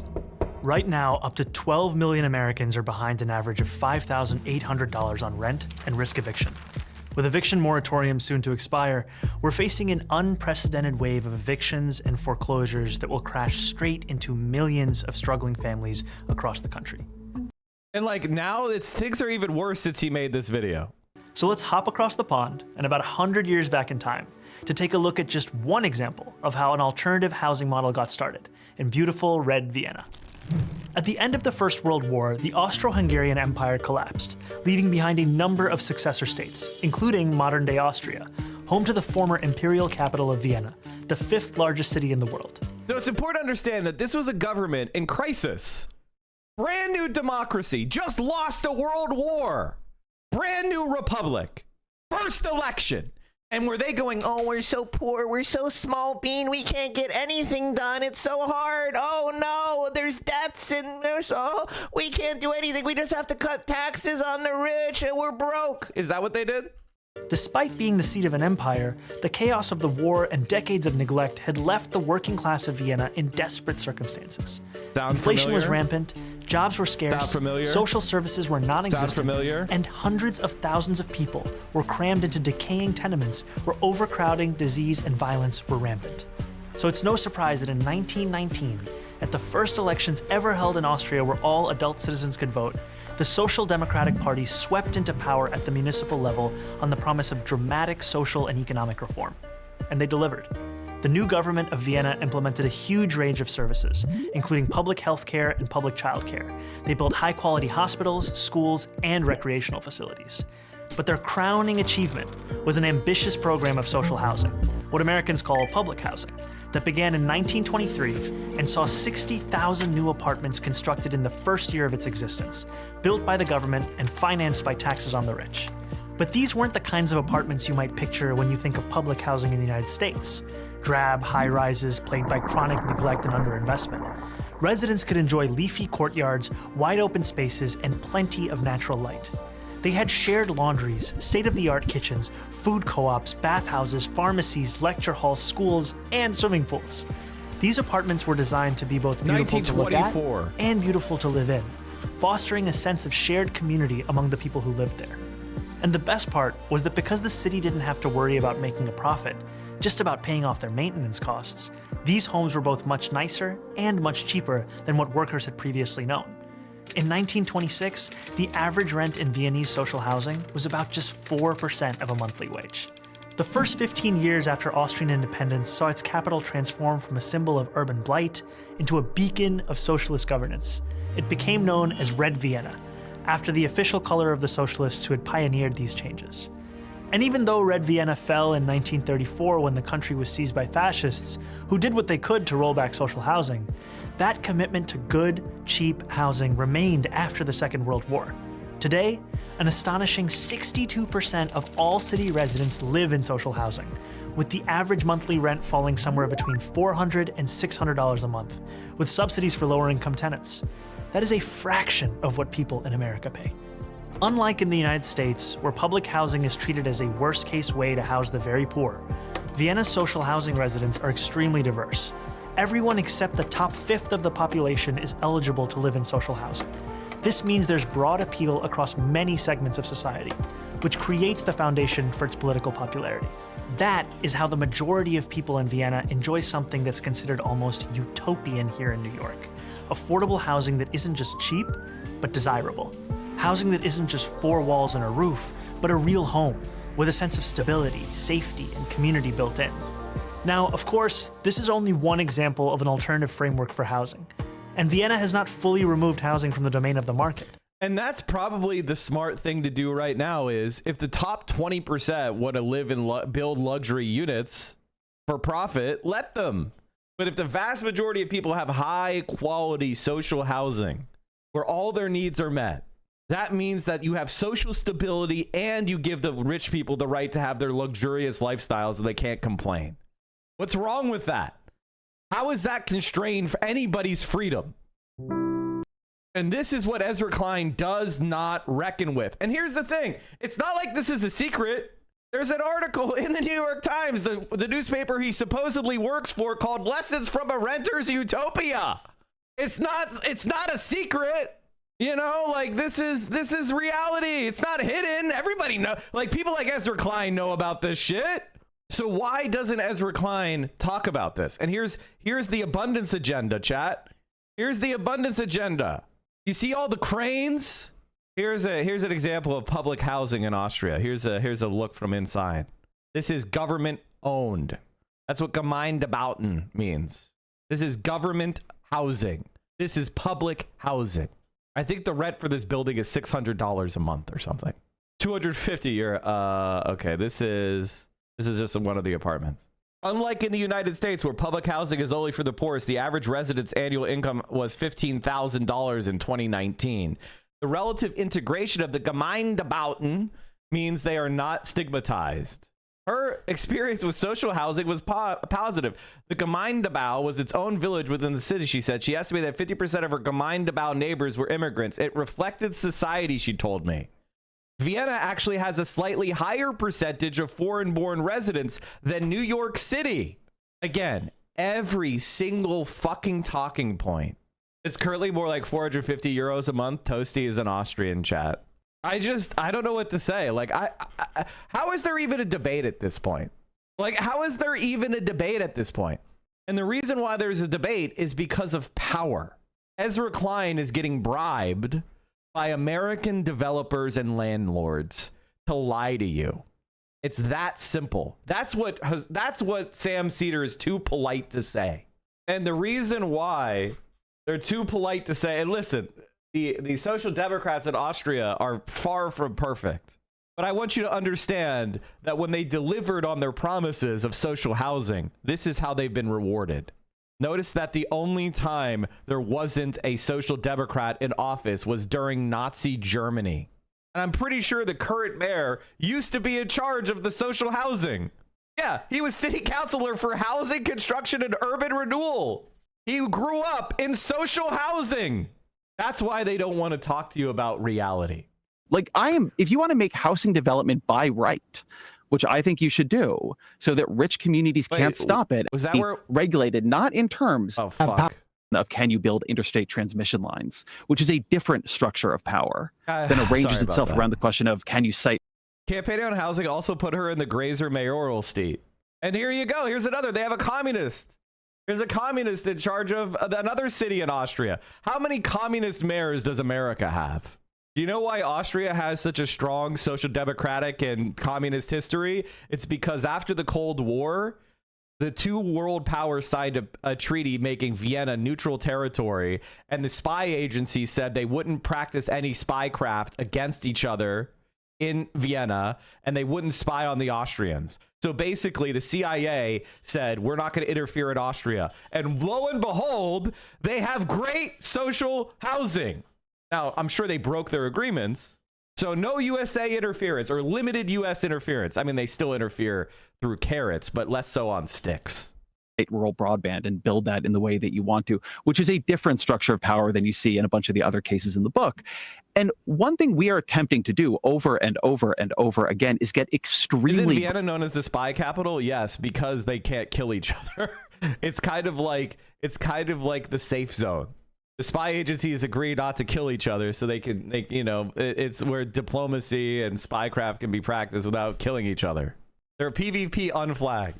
Granular. Vio just looked Vio slowly opened the door and closed it. That's why I was like, about what is happening. So one thing that bothers me about the power analysis that I hear on the left, let's take housing, because I always think it's very important to ground things in like a specific case. Texas builds more housing than California. It builds more housing than New York. When people move to Austin and Houston and Dallas, they build. Move to Austin, you mean move away from Austin? But let's continue. Homes. When people move to San Jose and San Francisco and Los Angeles, they don't. And the answer to that question is simply, that's a very good point. Oh man, guys, I've been disabled by Ezra's incredible argument. I wonder why that is. The answer is because in Houston, for example, and why it's probably the worst designed city in America and probably the worst run city in all of America, it's because there's empty, valueless land. It's a desert. The land has no value. So you could just sprawl endlessly. Whereas in California, you're constrained by geography. And then there's also valuable land that is valuable both ecologically and agriculturally and culturally. Like it's parks and shit. It's beautiful. You don't want to build that and bulldoze it. And I don't know if you noticed, but Los Angeles already did its sprawl. It used to be cheap to buy in Los Angeles during the sprawl period of the 70s, but they filled up the whole Los Angeles basin. There's nowhere else to sprawl to. The easy low-hanging fruit has been picked in Los Angeles. You stupid piece of shit. And, you know, the reason why I'm so aggressive here is because these arguments are brain dead. And they're not going to save us. In fact, they're going to make things worse. Houston is one of the worst examples of urban sprawl. For my Dutch viewers, if Amsterdam were as sprawling as Houston, then a circle including Alkmaar, Leiden, Utrecht, and Lelystad would all be connected by continuous car-dependent sprawl. There is a right way and a wrong way to design a city, and this is decidedly the wrong way for so many reasons. And by the way, the barbecue joints in Houston are good, but the best brisket I ever had in my life was a Mighty Quinn's. And you know where that restaurant is? New York City. New York City. New York City! Get a rope. But the sad part is, Houston is not even the worst city in the US, and the city is actually doing more to change things than many other US cities. For example, Houston recently deployed a completely new bus network literally overnight, and it has led to significantly higher ridership. Street Films made an excellent video about these changes. Congrats on getting some public transit.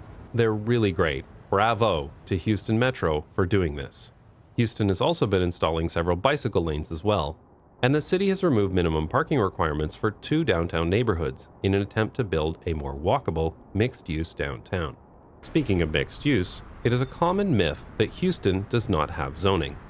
It is true that the city does not have a thing called zoning, but they have lots of other restrictions, such as minimum parking requirements, minimum lot sizes, and other regulations that cities would normally put into their zoning codes. And they also have city-enforced deed restrictions that limit what you can build on certain parcels of land, that allows, for example, only single-family homes to be built in many neighborhoods. The reason why I played you this clip is because he continues to bring up Houston, and every single thing he says about Houston tells me the abundance movement is dangerously stupid. Houston doesn't have a thing called zoning, but they have all these things in ordinances. I said this yesterday on Hassan's stream because I know what I'm talking about, and Ezra Klein doesn't. In short, Houston has all of the worst parts of a zoning ordinance, they just don't call it zoning. Anyway, I'm just pre-butting Ezra Klein's arguments because I've seen them all before and they're all bullshit. Is your view, do you find it a credible view to say that the issue is Texas has solved the Mike, corporate... this is a bot. Please ban site-wide. Bro, stop trying to beg. Going into Twitch chats to beg is like, okay, I want you guys to understand something about GoFundMe scams. Sometimes people will ask me like, Mike, why don't you just like give money to this random GoFundMe that I just found? And it's like, because GoFundMes are not vetted. It's just somebody making a single page. And what you're really doing with GoFundMes is you're most likely with most GoFundMes, you're looking at a scammer.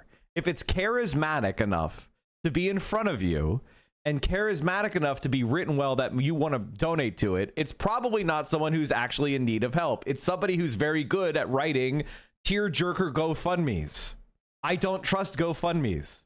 Now, if I know the organization behind it, if I can vet it myself, then I'm okay with voting, donating to it. It doesn't mean that every GoFundMe is a scam. It just means that I have a very hard time separating the scams from the real shit, which is why I don't like to give money or promote GoFundMes, because I think stolen money, like giving money to scammers versus when I have vetted places I can donate my money, I'm going to go with the vetted places first.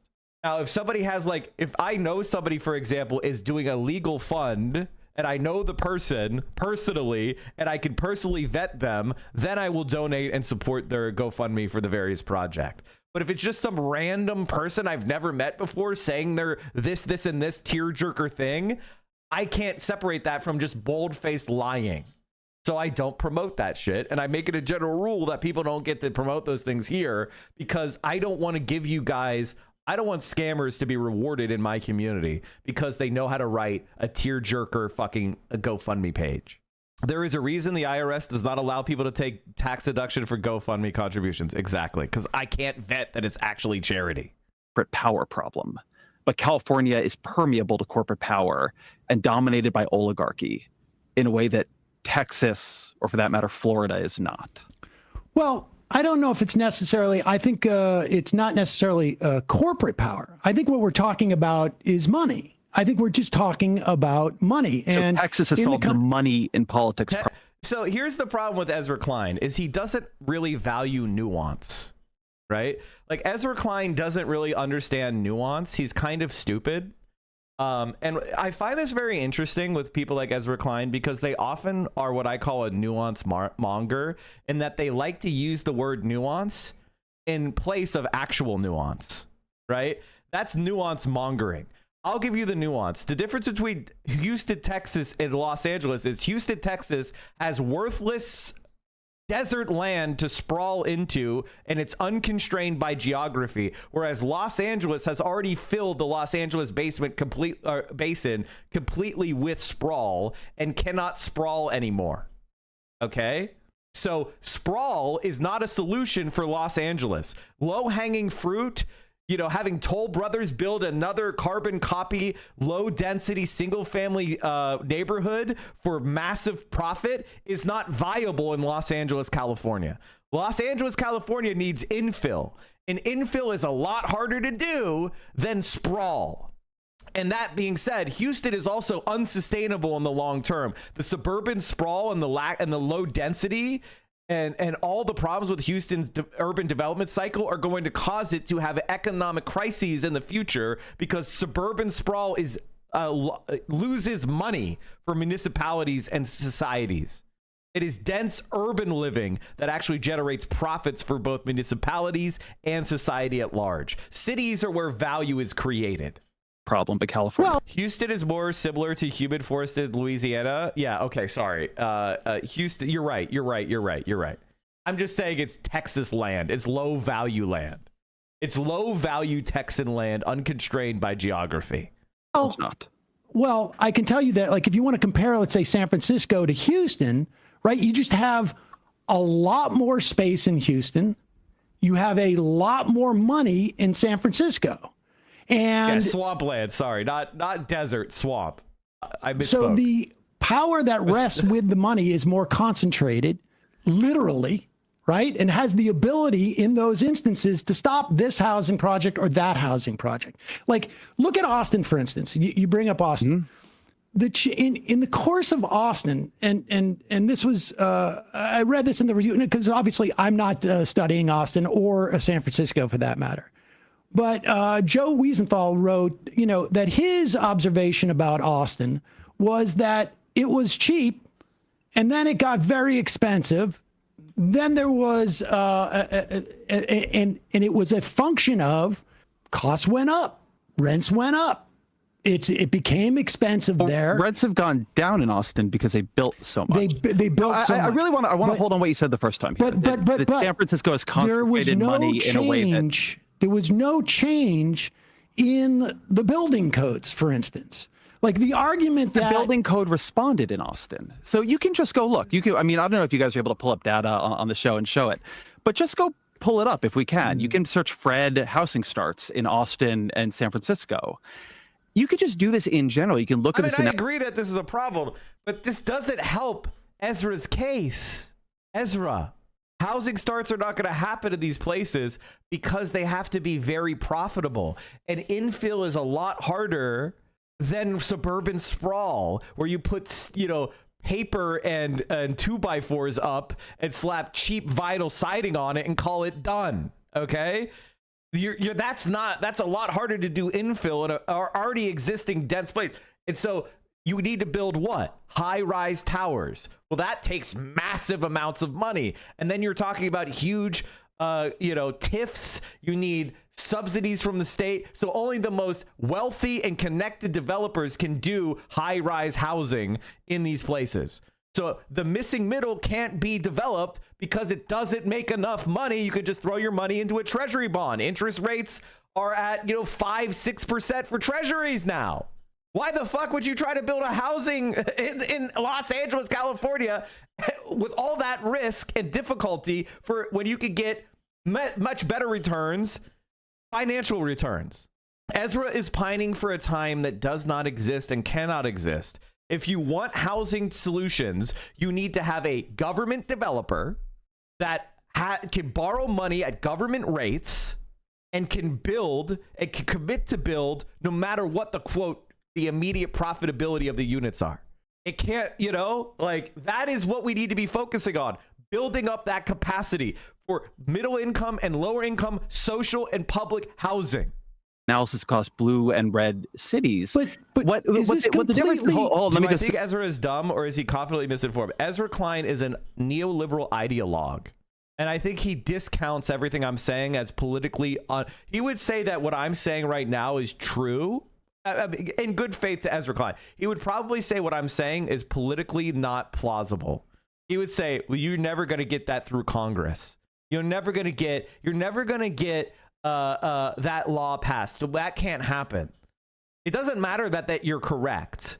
It doesn't matter that the policies you're saying are the only way to solve the problem. It doesn't matter that you're actually correct of your analysis of what China did. It's not politically plausible. That's what he would say. And the reason why he says that is to shut me up. And the answer, do you know what's politically plausible? Nobody knows what's politically plausible, okay? What politically plausible changes when people demand it to change. It used to be politically implausible to imagine slavery being over, or Jim Crow to be over, or the Iraq war to end, or a million other fucking things that were once politically unplausible became plausible because people started going, hey, why don't we do this thing? So that's not an argument. So I want to go through this example. And what not politically plausible means is people like Ezra Klein would block me in Congress. The people that are in Congress that support Ezra Klein would vote against my social housing program. And why would they do that? They would vote against it because they're in the pockets of developers and landlords like Sam Seder's explaining, and they get bribed.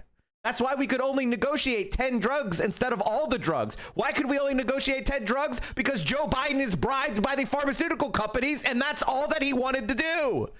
We were saying negotiate for all of them. Ezra Klein says they only did 10. That means government's failing. Government failed because that's what he supported.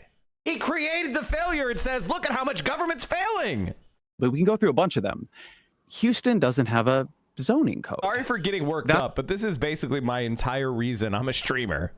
That's why it's easier to build there. I mean, I was talking to a developer there, and he said, look, the thing everybody knows about Houston, if you're a developer, is it's a bad place to be a homeowner. It's a good place to be a developer. And this is what I mean when I say the whole book, in a way, is about power. That in these procedural questions, in this question of how do you get housing approved, what we have created in many blue cities is a lot of veto points. And that veto point can be used by corporate power. It can be used by moneyed interests. It can be used by local homeowners who are not power in the way we would normally think of them, but sure as hell are power when you're thinking about whether or not to build housing. It can be used by all sorts of players. And so I think that one of the places where I quite diverge from some of my other friends on this is that I think when you create this level of proceduralism, this level of veto points, they get captured by interests over time. And that is a place where power can pool. Now, I think the place where I probably part, just to finish the thought, I think the place where I probably part is that I think that the left is often very attentive to power when it is coming from certain recognized villains, and much less attentive to power when it is coming from people who might in other contexts look like allies or just be local homeowners. But that can also be real power wielded in a problematic way.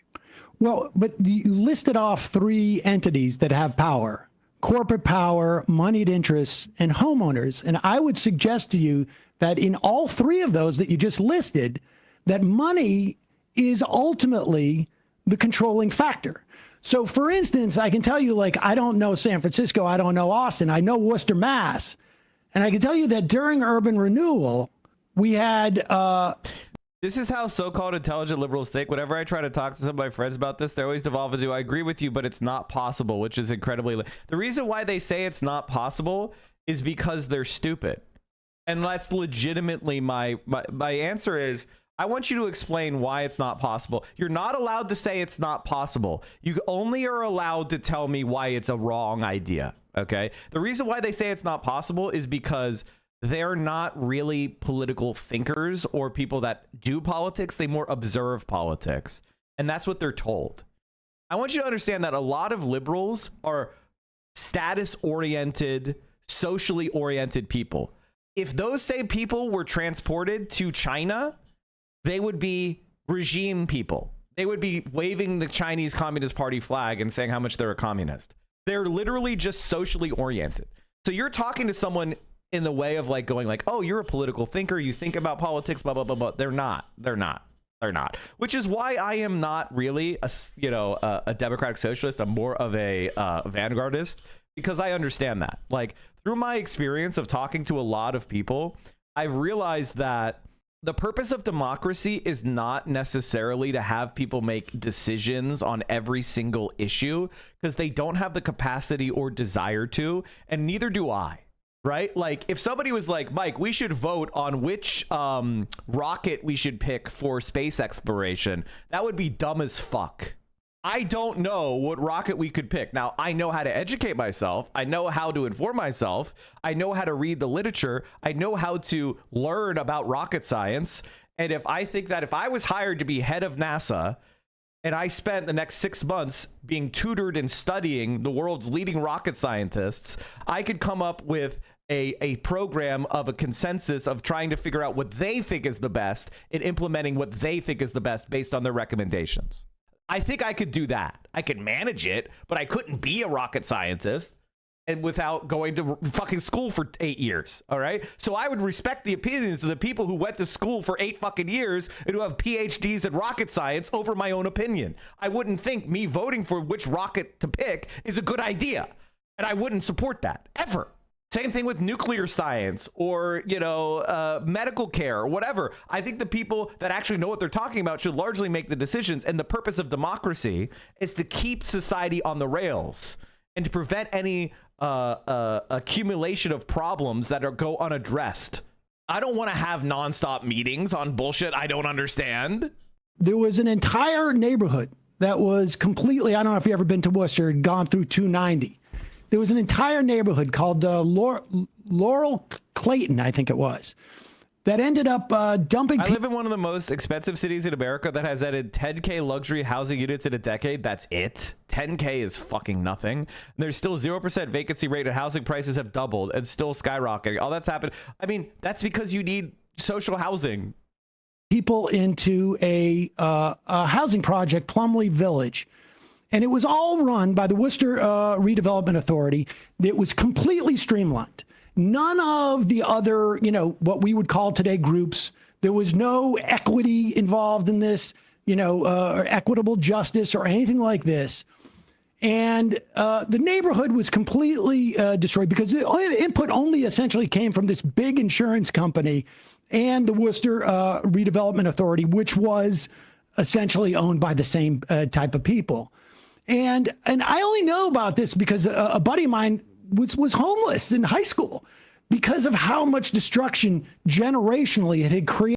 Ezra Klein attended University High School, where he was a poor student and graduated in 2002 with a 2.2 GPA. He attended Santa Cruz before transferring to UCLA, where he graduated with a BA in political science. So he's a social climber. And the reason why I say that is because he has no education in anything, and he also has no policy experience. He's just a smug piece of shit. As a result of that. And so when you list off those 3 elements of power, in my mind, those are all moneyed interests. Those local homeowners, I'm sure there are stories of low-income people who own homes in an area that hasn't been redeveloped, is able to stop building. But I would imagine those are very far and few between. Then I think we should be in agreement, right? If this is the case you're making, then I think we should be in agreement, because there's no doubt that I'm saying it's moneyed interest. It's sometimes money interest for sure, right? Well, what is it other times? Let me finish the thought, okay. and then you can give me your rebuttal. When you create these highly legalistic systems, the people with the money to hire lawyers and lobbyists are going to be more capable within them.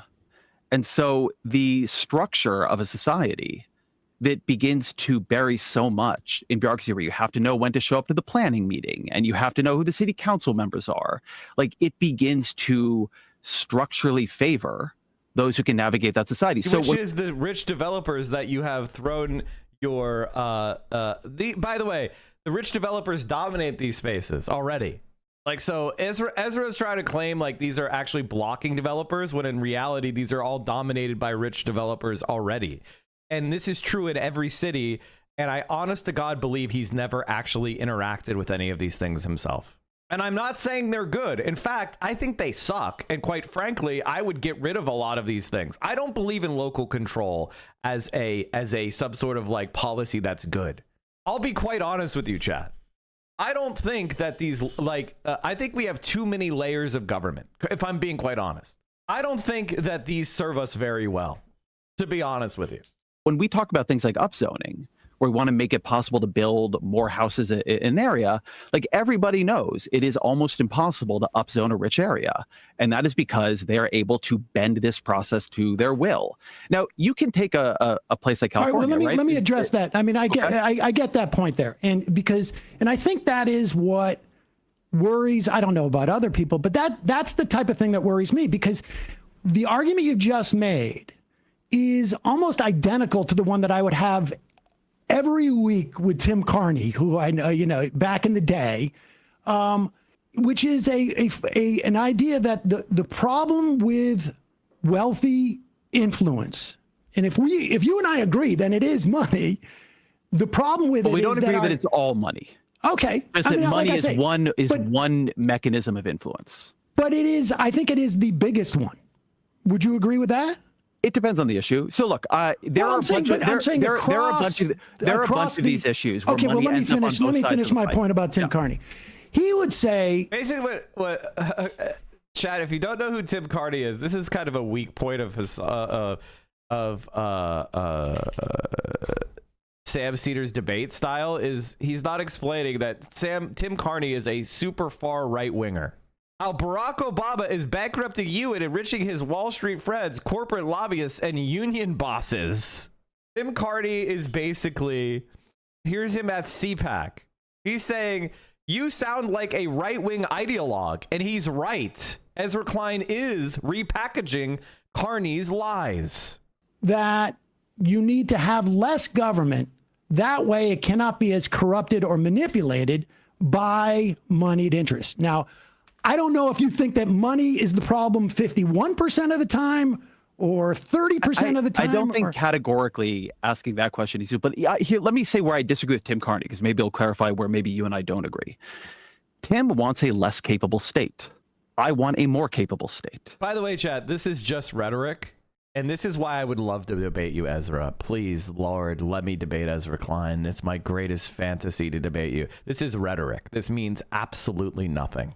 Ezra is saying he doesn't want he wants a less capable state. I want a more capable state, but we also support the exact same policies. He just thinks Carney's wrong. By deregulating, the state will get more powerful in Ezra's mind, right? Because the more powerful the economy is, the more the government can do stuff. That's Ezra's logic. It's all sleight of hand. You'll see that in a second. Tim wants a state that does fewer things. I want a state capable of doing more things, including the things it has already promised to do. So when I look at California high-speed rail, I work backwards and I say, what the fuck happened that the state of California could not build high-speed rail, which they can do in Japan, they can do in China, they can do in Europe. Tim looks at it and says, they shouldn't be trying to build high-speed rail. And so the disagreement I have with Doge, with a lot of different... Yeah, but that's not substantive, though. It's not substantive because you're getting the same conclusions as him. Your conclusions are the reason why California can't build high-speed rail is because it's of regulations. With a lot of my friends on the right, is they want to reduce state capacity. I come at this as a liberal who wants the state to accomplish very difficult things, decarbonizing the economy, building enough affordable housing, including, by the way, public housing, building mass public infrastructure, things like high-speed rail or the Big Dig or the Second Avenue subway here in New York City. And what I see is a state failing to accomplish its goals. Right. Now, they would say, don't fucking try. I would say, fix the state. And one issue with the state is that it has become so highly regulated, not in terms, I find that when I use the term deregulation, like people's brains turn off because they think of deregulation as something that the state does for the market. But no player is more highly regulated than the state itself, often by Republicans, often because of power in the way that you would define it. But I think a lot of liberals, a lot of leftists have, one, and this is my critique going backwards, ceased to see this. But two, they don't take state failure seriously. And when something like California high-speed rail happens or rural broadband, they sort of move on instead of saying, why are we not delivering? We are the people who believe in government. People are pissed at government for a reason. How do we make government deliver? See, and I think and I think in terms of results, I think you and I are largely aligned. But I think the problem is, and you bring up Doge, and it's ironic that you and Carney will approach it in a very similar way, but anticipate different outcomes.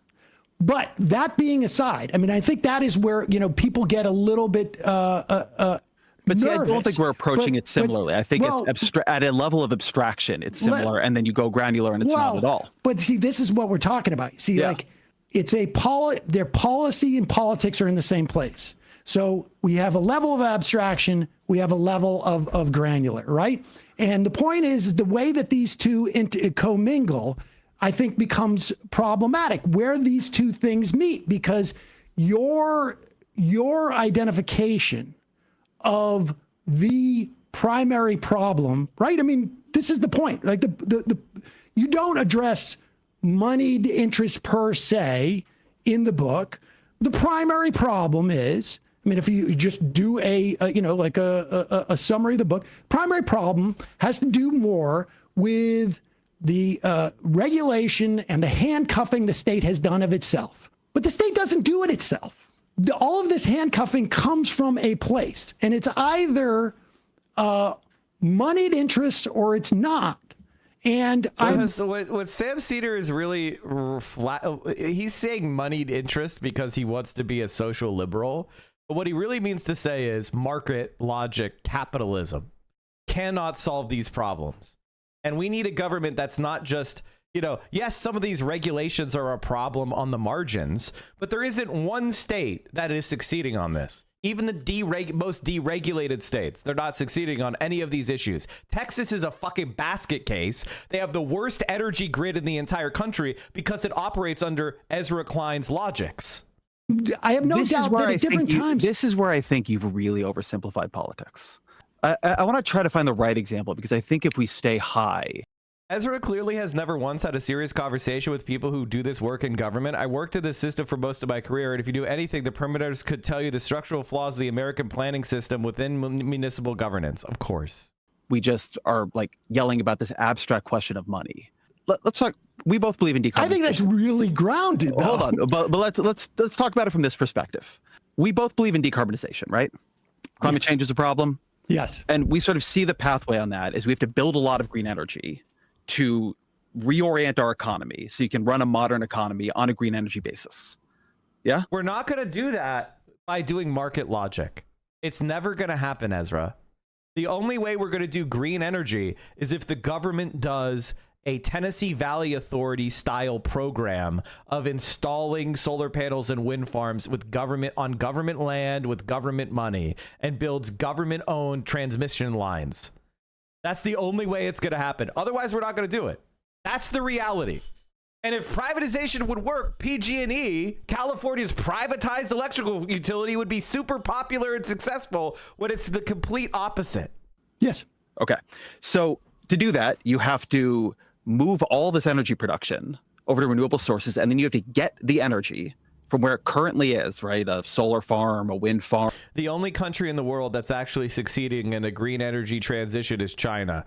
China's CO2 emissions fell 1.2% in the first quarter and have been flat or down for more than a year. This is the first time on record that emissions are falling due to clean energy growth, not slow power demand. China's also building an unbelievable 200 nuclear reactors. Generation 3 and Generation 4. These are passively safe, cannot melt down designs. Position. China was. Let me see if I can show you. I was just looking at something on this the other day. Hydroelectric, you know. There was this. They're also building the largest hydroelectric dam in the history of the planet that will generate enough electricity to power 300 million homes. I saw this from this nuclear energy professor, and he was talking about this. Up to see in 24, there are now fully 28 reactors being built right now in China. There's one in the U.S. and one in France. One in France and one in the U.S. This is a telling number. So, what kind of reactors are they building? Amazingly, these are the Generation 3 passively safe reactors. And what do I mean by passively safe? It means everything goes wrong, people have turned off the water, the tidal wave has hit, everything you can imagine, and it can just sit there. You don't have to pump cooling water in, you don't have to keep the core covered, it just does it by convection. And that is pretty dramatic. The most recent one we've built in the United States is indeed a passively safe Gen 3 reactor. But they've been building them and have them in running for a decade. I didn't cover the NBC interview yet, no. Many of these were originally our United States Westinghouse AP1000 design. And indeed, Westinghouse contracted with China and they built the plants. And then, of course, the Chinese figured out how to do it themselves and how to patent all of the things that are needed and how to source all the things. And now this type of reactor is being built. And they have 9 more of them in the complete Chinese design under construction. There's also the French design. The French, of course, tried to build or did build reactors there. And the Chinese learned how to do it. And the Chinese came up with their own very similar design. And this is even a reactor they export around the world and build in other places. And they have 13 of these of that 28 being built. But let's not forget the Russians. The Russians have had a close cooperation with China for many, many years. And there are 4 of the Russian-designed reactors being built as well. It's important to note that so China is taking in the cutting-edge research from every other country and building all their different types of reactors, which means China is the most advanced nuclear country in the world by far because they have active practical experience with every cutting-edge design from every other country that does nuclear energy. So they understand the costs and the benefits from every design, and they have practical experience operating them all. That puts them so far ahead of the rest of the world, it's not even funny. Not Chernobyl type. These are the power PWR reactors with containment buildings and the right kind of cooling, etc. But what is even more impressive about China is that they actually have Generation 4 reactors. A Generation 4 reactor is a reactor that uses nuclear fission to basically make alchemy real. They're breeder reactors. They basically help transform one atom to another type of atom, which is what fission does. But they're using the fission reaction to like breed more reactor fuel. You know, you're doing things like breeding thorium into uranium-233. You're doing things like you're changing all sorts of other elements. You are taking reactor waste and turning it, instead of having a big pile of nuclear waste, you're actually taking the nuclear waste and reprocessing it and into new efficient fuel. So you have 1% of the nuclear waste that a Generation 2 reactor in America would have. This is sci-fi shit. Operating, not just planned, not just in research stages, not just the first prototypes being built, but operating. And if you remember my last video, Gen 4 reactors are the ones that run on a fast neutron cycle. And what this allows you to do, even though you need higher enrichment fuel to start it, is you can use the laws of physics. If a Gen 4 reactor gets too warm, it shuts down. I don't care what you've done to it and how many axes you've thrown in the wrenches you've thrown into it, how many bombs you've dropped on it. I don't know about bombs. You cannot get a Gen 4 reactor to overheat because as soon as the fuel gets warm, the resonances absorb the neutrons. It also eats up its long-lived nuclear wastes, and it runs at higher temperatures, so it's much more efficient. And they have 4 full-scale ones being built, and several of the type that we're trying to build now, the modular, small modular reactors, today I talked about in my last Energy Prof video, are in construction stages in the United States. Those have been operating for some time in China, so they can actually build new reactors. How long does it take to build them? This has always been a bugaboo of nuclear construction. In the United States, sometimes this can go to 8 years or 10 years, all right? Everyone says you should be able to do it in 5 years. France can do it in 5 years, and so does China. There's a chart there. I know it's small, but it shows the start date and the planned completion date of both things that have already actually only taken that long and ones that are in progress today. So this is the most important thing. China finances its infrastructure with extremely low interest loans from government-owned banks. So infrastructure projects become so much more easy to justify mathematically and financially because they pay themselves off so much faster because they're not giving so much money to bankers. What about the costs? The detractors of nuclear powers. Mike, please ban this chatter. Wait, what's happening? There's a chatter that's trying to distract us. Damn, it eats waste. Ethan should buy one. That's funny. Why would I ban that chatter? That's a good joke. If I show this video to Ethan Klein, he might try to buy himself a Gen 4 reactor. So he has a buddy. Best argument against nuclear power is it costs too much to build.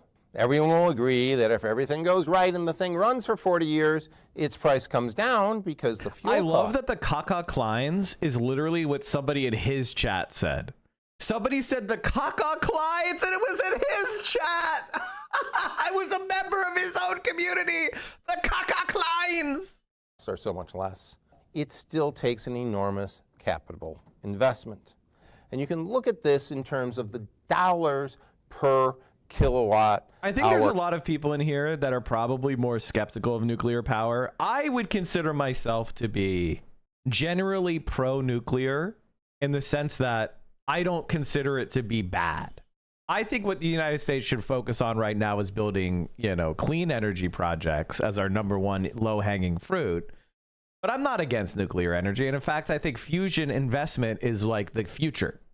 That's how we turn electricity into like something that's as cheap as water coming out of your tap. I feel like electricity should not be a limiter. It should be cheap as fuck, as cheap as we can make it.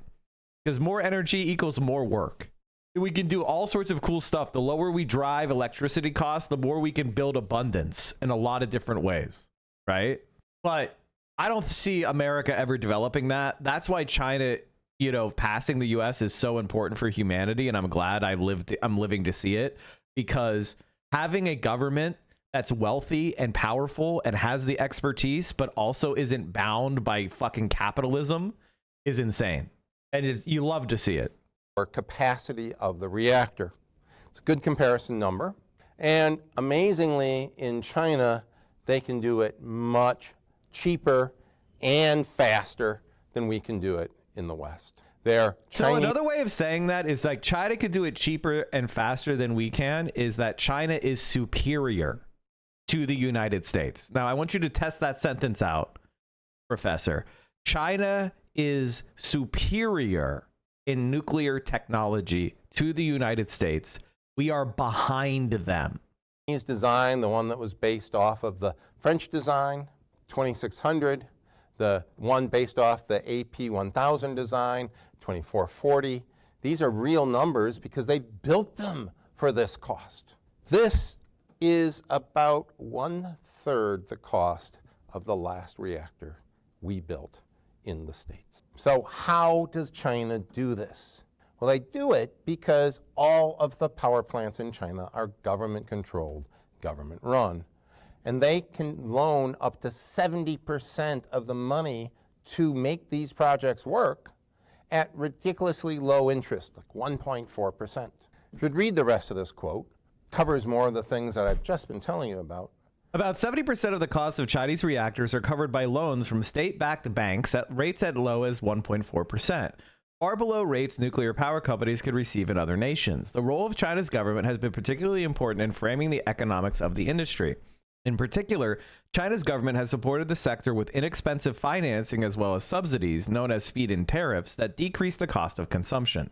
These factors have driven down the price of nuclear power in China to about $70 per megawatt hour, compared to $105 in America and $160 in the European Union. About 70% of the cost of Chinese reactors is covered by loans from state-backed banks at rates as low as 1.4%, far lower rates than companies in other nations outside Russia can secure. According to analysts at Bloomberg and World Nuclear Association, in part thanks to these low financing costs, China could build plants for about $2,500 to $3,000 per kilowatt, about one-third the cost of recent projects in the United States and France. Chinese provincial governments often also provide free or discounted land, further lowering operating costs in China. Now, the thing that you need to understand here is this is why their system is going to beat our system. I want you to understand this is the essence of why they're going to win, okay? The reason why the Chinese are going to win is because in America, we focus on increasing the profits of banks and landlords.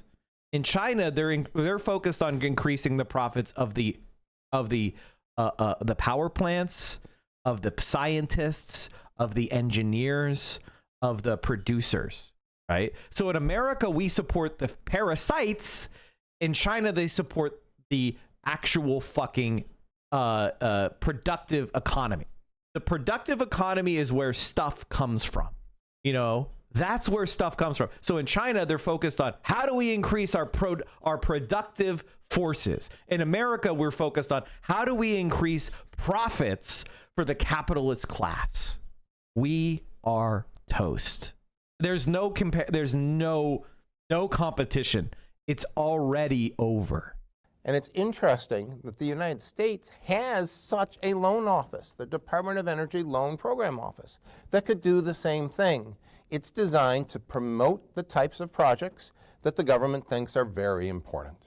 And it has the ability to make similar types of loans, and has in the past, to other energy infrastructure. Now, what about technology? You might say, okay, China can copy all this, but they can't create it themselves. Not so true anymore. Nuclear Science and Engineering is probably the most prestigious journal for scientific literature in this particular field of power plants and new technology. And you can see that in the most highly cited papers, that line going up like this, that's China again, folks. And the lines coming down are Europe and the United States. So their knowledge about the technology is also very good. When people say China is on the rise, they are in many respects. There's other parts of nuclear power you need. You need the fuel cycle. You've got to get the uranium and you have to enrich it. In terms of supply, China mines about a third of its own.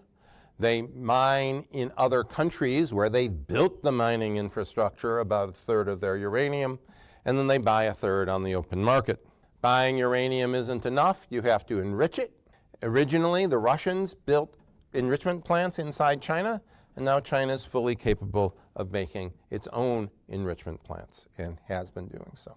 So the future, well, China has extremely ambitious plans. They say that they will build 150 more reactors by the year 2035. Now, I know people have these plans, these 5-year plans and 10-year plans, and maybe they all won't come completely true, but their goal is to get to that same 20% level of electricity like we have. And they certainly have the funds and the desire and the need and the ability to do that. And of course, they're also building nuclear reactors for other countries. They're selling this technology as well.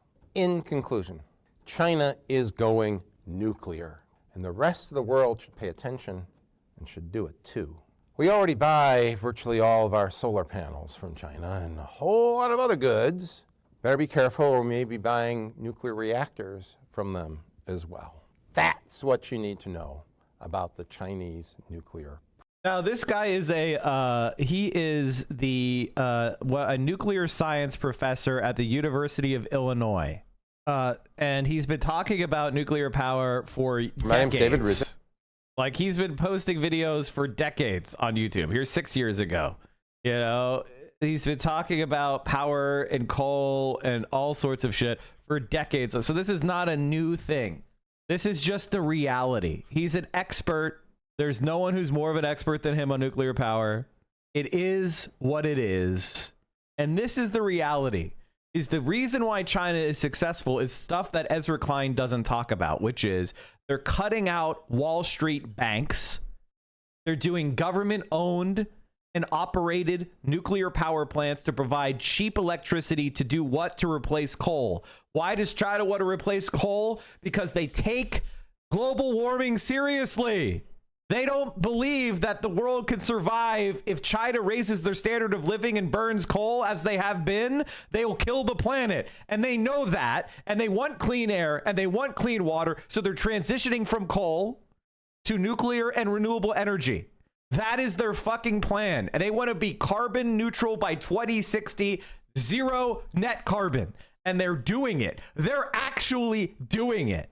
Part of that project is we need to replace some of the baseline power supply from coal with nuclear. And they want to do stuff with a massive hydroelectric plant dam they're building in the Himalayas. That'll be the largest hydroelectric dam in the entire world by far, which they currently already have with the Three Gorges Dam. It'll provide enough electricity to power 300 million homes.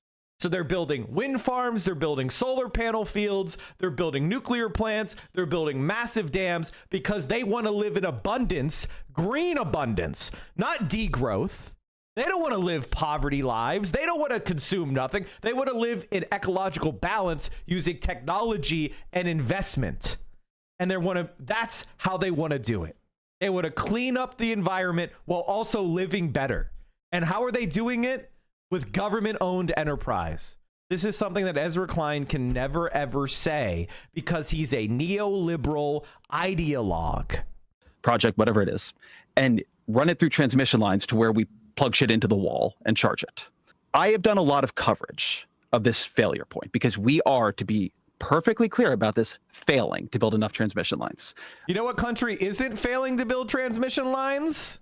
Can we use the afternoon sun in Perth to power the evening in Sydney? Imagine harnessing the sunlight from thousands of kilometres away to power our cities at peak times. In today's video, we explore the groundbreaking energy technology that can do just that. Ultra-high voltage direct current, or UHVDC, is reshaping how power is transmitted over vast distances. As countries globally seek efficient renewable energy solutions, China leads the charge in this technology, successfully employing UHVDC to link its hydro, solar and wind-rich western regions with densely populated eastern cities. This success prompts a critical question. Why haven't countries like the USA or Australia, with seemingly similar geographies, adopted UHVDC? Consider the potential. What if UHVDC could link Western Australia's abundant solar resources to the main Australian grid? This could allow Sydney at 5 p.m. to use solar power generated at 3 p.m. in Perth. Or in the USA, it could be California's 2 p.m. sunshine powering New York's 5 p.m. or transporting wind from the lightly populated Midwest to the cities. The implications of such a capability are profound and could revolutionize energy use across time zones. Why is UHVDC not more widespread? To answer this question, we're going to examine how elevating from traditional HVDC to UHVDC allows longer distance and more efficient energy transmission. Anyway, we could get into this more. I'm not going to because we've talked about this before. But China is the only country. There's only one other country that has accepted China's expertise, and it's Brazil. They built, I think, one. I think China has built 14 main trunk, ultra high voltage DC lines already. Now, the reason why I study this is because when I talk about policy, I don't want it to be bullshit. I don't talk about shit I don't understand. I'm not like most other streamers on this website or political commentators in general. If I talk about it, I actually have studied it to the best of my ability, and I could cite it and show you. There is no world in which our decarbonization strategy works if we cannot increase by orders of magnitude how fast we are building transmission lines. There is money trying to build transmission lines. There is money trying to slow down the building of transmission lines. Just walking into this process and saying, where's the money, doesn't get you anywhere. Like, I have talked to the private equity figures trying to get a transmission line built. The private equity figures. The private equity figures. I'm sure you've talked to all the Wall Street scumbags, Ezra. That's what you wrote the book for, you fucking scum. I have also talked to the green, New Dealers trying to get that same transmission line built. And I've also seen the people standing in the way of it who have all their reasonable and good arguments. I don't find when I dig into these things that the way I can just repeatedly sort politics is, well, like, over here there's the money and the money is bad, and over here there's the not money and the not money is good. Usually there's money on both sides of it. There are sometimes unions on both sides of it. And so the structure of the book, because I hope people come from this and want to read it, the structure of the book is typically working backwards from a problem. We're not building enough housing. If we go granular on that, what can we learn? We're not building enough transmission lines. If we go granular, what can we learn? And I just don't think abstracting out to money tied the state's hands, if money could untie the state's hands on a lot of big building projects, all these fucking developers would do it. But it can't, because the proceduralism takes on a life of its own. I follow what you're saying, that in each case there are specifics that are different, and you cannot generalize. It sounds like what you're saying. You can generalize some, but you have to take seriously the specific issues in each case. I have no doubt. Your generality should emerge out of the granularity. Okay, what are the generalities? Like, this is what I guess what I'm asking. I am saying the default in America has become that building, particularly when the state is involved, has become too slow and expensive. We have created an architecture of policy that makes it too hard for us to achieve our goals in the real world, and for that matter, in social insurance. Say it again. Who's the we? It depends. You're not going to like that, but look, here's a version of the we. Well, but I'm trying to address the point, because, for instance, so let me give you a better answer to who's the we. Well, but why I think this is important, though, is because this to me is the central question, really, about the book. Because I think, like, I could say there's some things in it I like, there's some things that I don't like, but the general point is, I think, for instance, like, where does the title abundance come from? From Derek's piece on abundance. Okay, we have seen an entire movement build up about abundance, correct? I mean, like, there is a lot of money behind this broad notion of abundance. And Derek, I think it was on the Lex Friedman podcast, said something to the effect of, there is a fight within the Democratic Party. I don't think he used the word for the soul of the Democratic Party, but here's another person. There's a video from Bloomberg. I just want to show you this. China has basically built this huge network of ultra-high voltage power lines, and they're designed to get all of this energy from the west to where it's needed in the population and industrial centers of the east. Power lines might seem like a mundane piece of infrastructure, but they're actually a crucial piece of the decarbonisation puzzle. A conventional AC power cable loses a lot of electricity over the course of hundreds of miles. Hence the need for these specialized direct current lines. What they do is they reduce the wastage that may happen on the way to transport this electricity. There are only 2 countries in the world where these cables are operating: China and Brazil. Brazil has 2 of those cables, China has 25. By far and away, China is absolutely the leader on this. And the amount of money that you're talking about, I mean, it's hundreds of billions of dollars that they're going to be spending on this in coming decades. As China goes towards a net zero goal, its leadership has recognized that there is no way China can meet those goals without having what's called firm clean power. The idea of firm clean power is that you're able to generate carbon-free electricity when you want it, rather than relying on when the sun shines or the wind blows. Nuclear power satisfies those conditions quite well. In most countries, the nuclear industry is struggling, facing huge upfront costs, regulatory hurdles, and negative public opinion. Still, it is a carbon-free source of reliable power, and many environmental advocates see it as a key to the green transition, as does China's leadership. China plans to build 150 new reactors in the next 15 years, which is more than what the entire world has built in the last 35 years. Nuclear isn't seen as controversial in China, or at least we don't know if it is. It's not clear whether China's own population supports it or opposes it because they're not allowed to protest and show their opposition to a certain technology. That still leaves the difficult economics of nuclear, the high upfront cost of building new reactors. Here too, China may have unique advantages. One thing that we all know China really excels at doing is building huge infrastructure quickly. After decades of building bridges and skyscrapers and high-speed rail and ultra-high voltage lines, like every supermassive industrial project that China has built, that know-how goes into also building nuclear power plants.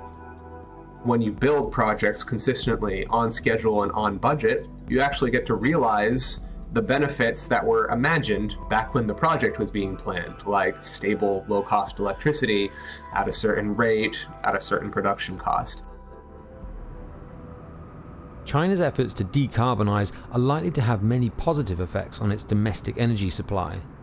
But that's not the only reason China has gone all in on clean energy. China certainly wants to meet a net zero goal, but it also wants to be a country that is making a lot of money exporting the technologies that will clean up the energy system globally. China is incredibly important when we think about the supply chain for green technology. I can't believe they're doing a win-win. Those evil Chinese, they want to, first of all, they want to live luxurious lifestyles for all their people, and they want to have it be carbon free, and they want to help the rest of the world. Those evil bastards. But for where we're going as a political, as a political movement, and folks from the Nicholson Center have said, like, we have identified the Democratic Party is the best place to have this abundance agenda. And so as a political matter... Is this nuclear power plants? They're building the ones that are powered by thorium. Yes, they're also building thorium as well. They're also doing hybrid fission fusion reactors. They're also trying to build fusion technology. They're investing in every kind of technology to improve the world. The United States of America doesn't do shit. We're cutting everything. We're cutting child cancer research so we can raise the Pentagon to $1 trillion. We're going to spend $1 trillion on the Pentagon. We're cutting the $500 million on cancer research. What a savings! They're not talking about, in that instance in the Nicholson, they're not saying like in San Francisco, we need to roll back this specific policy. This is attempting to develop a movement. Well, I want to answer for myself here, not for Niskanen, right? So my first piece that leads you were on that Lex Friedman podcast. I mean, that's people should go listen to it. I stand by everything I said on the Lex Friedman podcast. But Derek, I believe I'd have to go back and look at what section you're quoting from. But Derek is responding to a lot of very heated left criticism of the book, which, to be honest, neither of us were expecting. The way I wrote at least my parts of the book, to me, are extremely compatible with virtually and frankly necessary for all left goals. It's a book about affordable housing, decarbonization, state capacity. And my initial piece that leads to this book is in, I believe, 2021. And it is building off of the fact that the Biden administration is trying to do decarbonization through building a lot. And as I begin to follow that policy project, I begin to realize we're not going to get it done under these laws. So that's, I think, one very important thing. But I want to go back to what you asked a minute ago, which is who's we? In this book, we is Democrats. This book is very focused for a very particular reason that we can talk about, because not that the only problems in governance come from the left. They don't. My first book was all about largely about the right and polarization and asymmetric polarization. But I became very interested, having moved back to California in 2018. In why is the only reason this guy is famous or anybody listens to him is his dumb voice. It's because Democratic nerds like this voice that he makes. Like, that's literally all it is. Because what he's saying is fucking bullshit. And it's not an attractive voice. It's Max Soy voice. Like, it's just NPR voice. Exactly. NPR soy voice. this state, libtard voice, exactly, governed by all these Democrats, doing so badly? Why is it unaffordable? Why is it building less clean energy than Texas? Why is it not building enough housing? And part of the motivation for doing this book is there are a lot of problems Republicans, I mean, we're living through them right now. There are a lot of problems Republicans impose on the political system.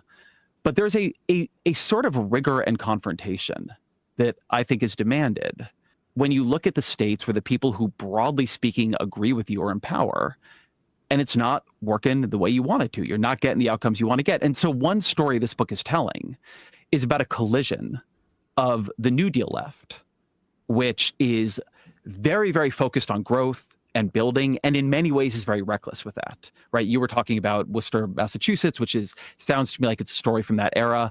But we could give, Robert Moses is a classic story of this. We can talk about, we really do despoil like environments and poison streams, and we, run highways through marginalized communities and all the things people know.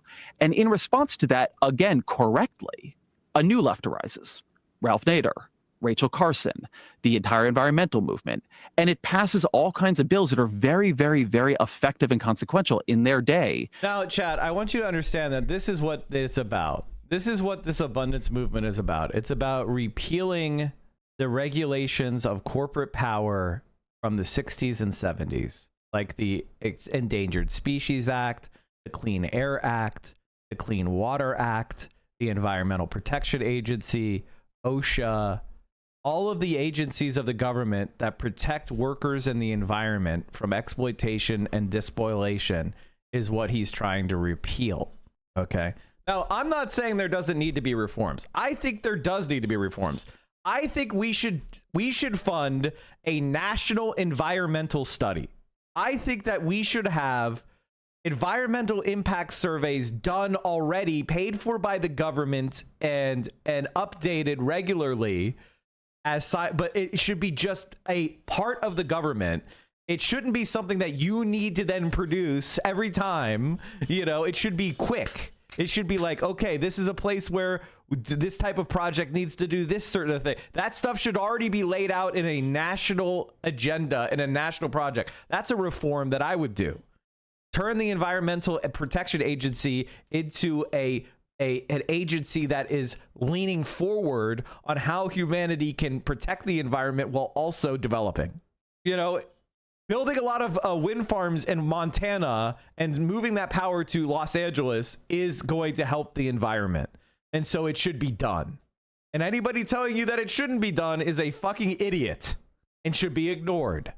To restrain government's ability to act recklessly and to do things without considering and creating space for consideration of their impacts.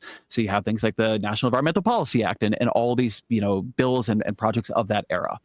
And then in this fucking maddening historical moment we're in, the problem becomes not that we're building too much, but we're building too little. And particularly building too little in the places where that new left was most powerful, California, New York, places like that. And so this is a confrontation with having created a very successful architecture to challenge, restrain, and sue the government that is now being used against liberal or leftist, for that matter, projects. If you would like the government to do public housing, say you think I'm a neo-shitlib, and you just want the government to do the public housing, great. I would like to see a lot more public housing too. The government cannot currently do public housing under the regulatory structure under which it operates. And yes, some of that is money, but it's also the fact that you can sue to stop all this stuff under the National Environmental Policy Act. It's also the fact that government, what I call everything bagel liberalism, loads huge amounts of standards and projects and goals into everything that public money touches. So what he's really trying to say here is, we need to free the hands of the capitalists from those stupid rad libs. That's what he's really saying. He's saying he doesn't want to have diversity, equity, and inclusion, or he doesn't want to have, project labor agreements. He doesn't want to have environmental surveys and blah, blah, blah, blah. And there is some element of truth to that, right? There is some element of truth to that. But the problem is his solution is to make things worse. His solution is to unbind the hands of capitalists so it's like 1895 again. He doesn't want to look at China and say we need to have a robust central government that's exercising planning and balancing these issues from a national perspective and balancing these issues with science. He's saying unbound the capitalists in the market because he's a market ideologue. Ezra Klein said at a podcast that his ideal audience for this book is Mark Andreessen. That should tell you everything. That does not surprise me at all. Can you link me that? Can you link me him saying that? Because that's exactly Ezra Klein's entire life. Ezra Klein's entire life has been kissing the ass of the rich and the powerful. That's why he is famous, because he is a generational sycophant. He's a generational glazer of the rich. And Mark Andreessen is a fascist. And that's who he wants to put in charge of the Democrats. He is a collaborator. There is nothing that could happen. In California, it costs about 2.2x per square foot to build housing as it does in Texas. Fine, market rate housing, 2x per square foot. If you are doing affordable housing subsidized by the government, it's more than 4x. So because we shouldn't subsidize housing, we should own it and build it ourselves with government employees for a government-owned agency. We shouldn't hand it off to these public-private partnerships, neoliberal claptrap. California is the example of Ezra Kleinism in action. That is the state of your entire political career. You have never been more influential than California. California is you. And that's the ridiculousness of this argument. That's the ridiculousness of this debate. Is Ezra Klein represents California misdirection. He's misdirecting his own failure onto the left. It's crazy. This is what you argue for, man. Market-based nudge. I mean, how many of you read Nudge? Do you even know what that fucking book is? That was Ezra Klein's Glaze of the Year. Like, all this little, like, pathetic. Why are we making the government's housing for the poorest people so much harder, slower, and more costly to build? And like, is that in the long run good for our goals? I think it is important to confront why government, in the place where people agree with us more than in the places where they don't, is not getting the outcomes we both want to see it achieve. That's what the book is about. And I don't know how much public housing is in Texas, or how much public housing is in Texas, or if we're, and that seems to me to be a relevant question. But the notion of the everything bagel liberalism, this is the idea that like we have constraints on federal money that a certain amount of union workers, or there may be a certain amount of equity associated with it. And at one point in contracting and procurement, or a million other things, right? And certainly, like, there's absolutely no doubt in my mind that, we could go through these bills and find things that are problematic. If they are coming necessarily from, there's two issues. One is, there was one point in the book where you talked about, we have a choice whether we're going to put filters into apartments that are built, public housing built near highways, or the people are going to live under the highway. And it seems to me that there's got to be a third choice, as opposed to we're going to poison people slowly, or we're going to keep them unhoused. So I want to say specifically what you're talking about, that section. So I'm talking to Jasmine Tong, who's an affordable housing developer, does nonprofit affordable housing. And what she is saying is that compared to market rate housing, when she is building housing for homeless people, she is subject to environmental, green building standards, et cetera, that are so far beyond what market rate housing has to do that it often makes it impossible to finance the thing entirely. And a lot of these projects, as you both know, fall apart.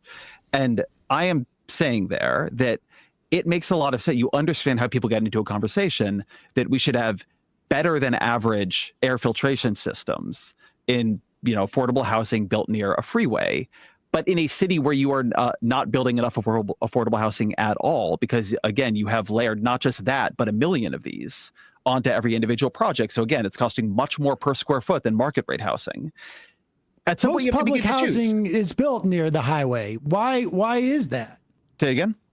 Most public housing, some huge percentage of public housing is built near highways. We're not even talking. Yes, that's all. I mean, listen, we're in agreement that that's all power. But when we are talking, I am saying that we are not building enough affordable housing. I know, but I'm in saying, California. why are we addressing it that far downstream the issue when we're completely because he's cherry picking bullshit. Like, the thing about Ezra Klein here is he's just cherry picking bullshit.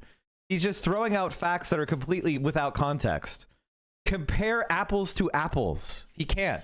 They're not the same situation. Housing is cheaper in Texas because they have abundant, cheap, low-quality land to sprawl to, and they have very low wages, primarily because they exploit immigrant labor and don't even let them have that is the main problem here, right?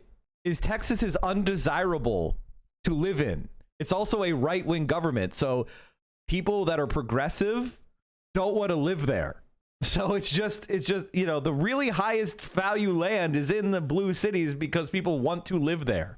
Now, the solution to fixing that is for the government to say, we're building housing for working class and middle class people, and it's going to be high quality, and we're going to make public housing desirable. We're going to build 250,000 units here in California.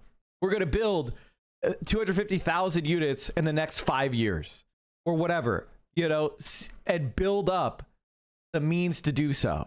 Eliding the issue that is upstream from that, We're which not is completely eliding the issue. The whole fucking book, man, is about wrecking these zoning codes that allow rich people to keep it out of their areas. Okay, but if you Did can't he talk about Houston not having a zoning code and I missed it when I went to take a piss?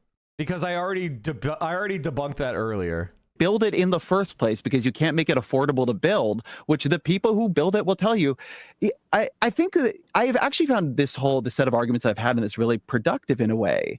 I don't disagree with you about power, but every time we talk about it specifically, you're like, yeah, that's a problem. But no, we actually have to solve the problem. Like, I am. By the way, he's the one who just yeah 2 seconds ago. He just yeah 2 seconds ago. Hold on. Let's watch this again. Because again, you have layered not just that, but a million of these onto every individual project. So again, it's costing much more per square foot than market rate housing. At some point, you have public to begin to housing is built near the highway. Why is that? Say again? Most public housing, some huge percentage of public housing is built near highways. We're not even talking. Yes, that's all. I mean, listen, we're in agreement that that's all power. But when we are talking, I am saying that the affordable. We're in agreement. This is doctrine of surrender shit. We're in agreement. No, you're not. No, you're not. Because if you were in agreement, you would say we should be building public housing in Beverly Hills. There should be a Beverly Hills public housing development. Los Angeles should annex Beverly Hills, and Beverly Hills should be its own fucking. We should do a national city limits reform bill that annexes all these wealthy pockets like Beverly Hills into the city they parasite from. We should have regional development authorities that capture all the large cities and the wealthy suburbs that try to secede in order to avoid paying for the fucking city they exist like a barnacle off of. That would be serious abundance level talk. We are not building enough affordable housing. I know, but I'm in saying, California. Why are we addressing it that far downstream? You're not going to build affordable housing with rich developers. They're going to focus on high margin housing units for the wealthy. They're not going to build workforce housing for the poor. Are you insane? Like, I actually think you need to be insane to think that's real. And what Ezra Klein would respond to and what Yimbys would say to me is, well, if you build luxury housing now, the luxury housing of today is the affordable housing of tomorrow. That's what they would say. They would say you build high-rise, luxury apartments today, and in 20 years, that'll be the affordable housing of tomorrow. And it's like, no, we need to actually build affordable housing now for the people who live in these cities. Issue when we're completely eliding the issue that is upstream from that, We're which not is completely eliding the issue. The whole fucking book, man, is about wrecking these zoning codes that allow rich people to keep it out of their areas. Okay, but if you can't build it in the first place because you can't make it affordable to build, which the people who build it will tell you, I think that I've actually found the set of. Actually, that's a really good point. Remember what I said earlier about Chinese building the nuclear power plants with government banks? This is what Ezra Klein wants to do. Ezra Klein wants to give some of these developers, I just figured out their policy. Oh my God. He wants to give these developers government loan power. So basically make them princes and barons. So they'll get to borrow money at 1% to build housing for and still make it to increase their profitability and have the government subsidize the loans, probably guarantee the loans. He wants to make feudalism, literal feudalism. Of arguments I've had in this really productive in a way.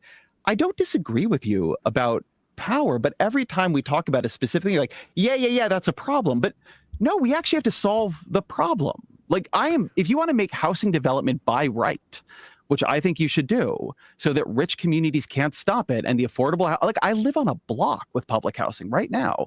I believe there should be public housing mixed in everywhere, but you can't build it if you cannot affordably build it. If you're going to, in Chicago, the mayor of Chicago sent out this tweet and he said, hey, look at all we're doing. We built 10,000 units of affordable housing for $11 billion. People are like, you did fucking what? Like whatever it was, it came to $1.1 million per unit. If we're going to cost $1.1 million per unit when the government builds housing for poor people, we can't build enough of it. It doesn't matter where you're building it. I mean, I think even if I stipulate that it is exclusively zoning requirements or the everything bagel liberalism that is creating the barrier to build, housing. We can look at the CHIPS Act. And that was also something that had everything bagel liberalism built into it, which apparently, as far as I can tell. He's also not being honest. Houston doesn't have zoning. However, it does have development restrictions that basically do the same thing. Yes, I know. I talked about that earlier. I played that earlier. Like, speaking of mixed use, it is a common myth that Houston does not have zoning. It is true that the city does not have a thing called zoning, but they have lots of other restrictions, such as minimum parking requirements, minimum lot sizes, and other regulations that cities would normally put into their zoning codes. And they also have city-enforced deed restrictions that limit what you can build on certain parcels of land, that allows, for example, only single-family homes to be built in many neighborhoods. In short, Houston has all of the worst parts of a zoning ordinance, they just don't call it zoning. Just for keep that in mind when Ezra spreads propaganda about how by the way, Houston sucks. It may be the ugliest city in America. I think if you were to say, Mike, what is the worst city in America? Dallas and Houston are at the top of the list, next to like Phoenix. These are the biggest shitholes on the entire country. I would rather kill myself than live in Houston. No offense to my Texas people. I love you. It's just a shithole. Okay? Like, I don't want to live in, wall-to-wall congestion to drive into a city of parking lots. That's Houston. I'm sorry, but that's true. Up until, Donald Trump shows up. LA is also fucking hideous as well. I hate these sprawling western cities. They look like shit. I'm used to New York City, Philadelphia, Chicago, Pittsburgh, like places with, places with a little bit of character. Washington, D.C. Like, that's what I'm used to. I'm not used to places where it's like strip mall into rotten parking lot next to, highway interchange next to sprawling, shitty, rotten fucking blight. It's terrible. It was quite effective. The timeline of things, definitely, of course. Hold. They went back and answered one of my critiques on the CHIPS Act. If you go back to that original piece, one of the things I'm saying is that they've loaded a lot into this bill, but taken nothing away. After that piece comes out, President Joe Biden signs a bill from Ted Cruz and Mark Kelly exempting the CHIPS Act from environmental review under the theory, as the administration says, that we cannot allow this to be delayed for years and years under environmental review. You can think that's bad or good, but if you want to say the CHIPS Act is going smoothly and well, it's in part because they took the critique. Well, by the way, it's not. It's basically a fucking footnote. It's not even that important. A lot of the projects have been canceled. I mean, it's the CHIPS Act is actually dog shit, and it honestly irrelevant. I think there are instances, and you talk about I-95, for instance, what Shapiro was able to do. Pennsylvania. He fixed a fucking tiny overchange. Who gives a shit? Any country should be able to do that. That wasn't impressive at all. What the fuck are you talking about? God. It was a tiny overpass. One of the most important highways. What are you talking about? Oh my God, you gotta be fucking kidding me. Idea that and my argument is, without that equity, you do get people living in apartments that are going to slowly kill them or give them asthma or higher asthma rates. Without that equity, the purpose of those regulations forcing filters is that it saves society money in the long run. The filters cost $50 and they protect children from getting asthma and the residents from getting COPD, which then cost us way more at health costs. So we save society money by imposing the cost of the air filter on the developer. Boo fucking who. It's cheap. So Ezra Klein is basically saying we should do more anti-social policies so that developers can make more money. You are going to destroy a neighborhood, and like we saw it in Worcester, and like with generational impact. But I also think, as a political matter, it is extremely difficult, unless there is some type of buy-in from everybody, that there are circumstances that qualify as an emergency or an urgency that give you the political ability to do something like this. So, for instance, in the I-95 thing, you cite that as an example of where this type of power, sort of centralized power to bypass this stuff, is effective, and it was very effective in that moment. But if you contemplate the constituents and constituencies who would be for it versus against it, within, there may be people who are like, I got a store on Route 1, and if 95, that bridge is down, I'm going to make a lot of money because people are going to drive by. But outside of that, there was an alignment where in the fact that you could essentially bypass these things in a state of an emergency, there was the political will to do that. There was the political will to do that in the context of the CHIPS Act. I don't understand why Sam hasn't fully hammered the alternative of government planning and funding these things, because I don't know why. You'd have to ask him, but I guess part of the thing is, I'm very comfortable with promoting my own agenda that I am developing on my own and using the examples of other societies that are doing these policies and pulling the evidence from other societies and looking them myself. I'm not copying anyone else. Okay, when I talk about the Austrian shit, I'm not copying anybody else. When I talk about, China, I'm not copying some other commentator I saw online. I'm coming up with my own policies and why I support them and arguing in favor of them, trying to cause a change in the discourse around in the subject. So I don't know why he doesn't know what I know. I mean, go ask him, I guess. To revitalize industrialization, you had buy-in. And on some level, it feels like some of what you're talking about with the jettisoning of the everything bagel liberalism, maybe it's not what you're talking about jettisoning is not the poppy seeds or the garlic or whatever it is on top, but it's maybe the salt inside or, the dough. Well, you have to be very connected to what you're trying to achieve. I guess I would turn this question on you, because I feel like we want to be, as you were saying earlier, upstream. Do you think we can build enough affordable housing if the units cost $650,000 to $1 million to complete per unit? Just flat. Can we pay for that? I would say again. I want to repeat that. I guess I would turn this question on you, because I feel like we want to be, as you were saying earlier, upstream. Do you think we can build enough affordable housing if the units cost $650,000 to $1 million to complete per unit? Just flat. First of all, they shouldn't cost that much, period. You've just created a total false dichotomy. The reason why they cost that much is because you're folding so much investor profit into it. If they were built and provided at cost by the government, they would be $300,000 a unit or less. The reason why they cost that much is because developer profit and land value, things that are about the capitalist class maintaining their profit margins.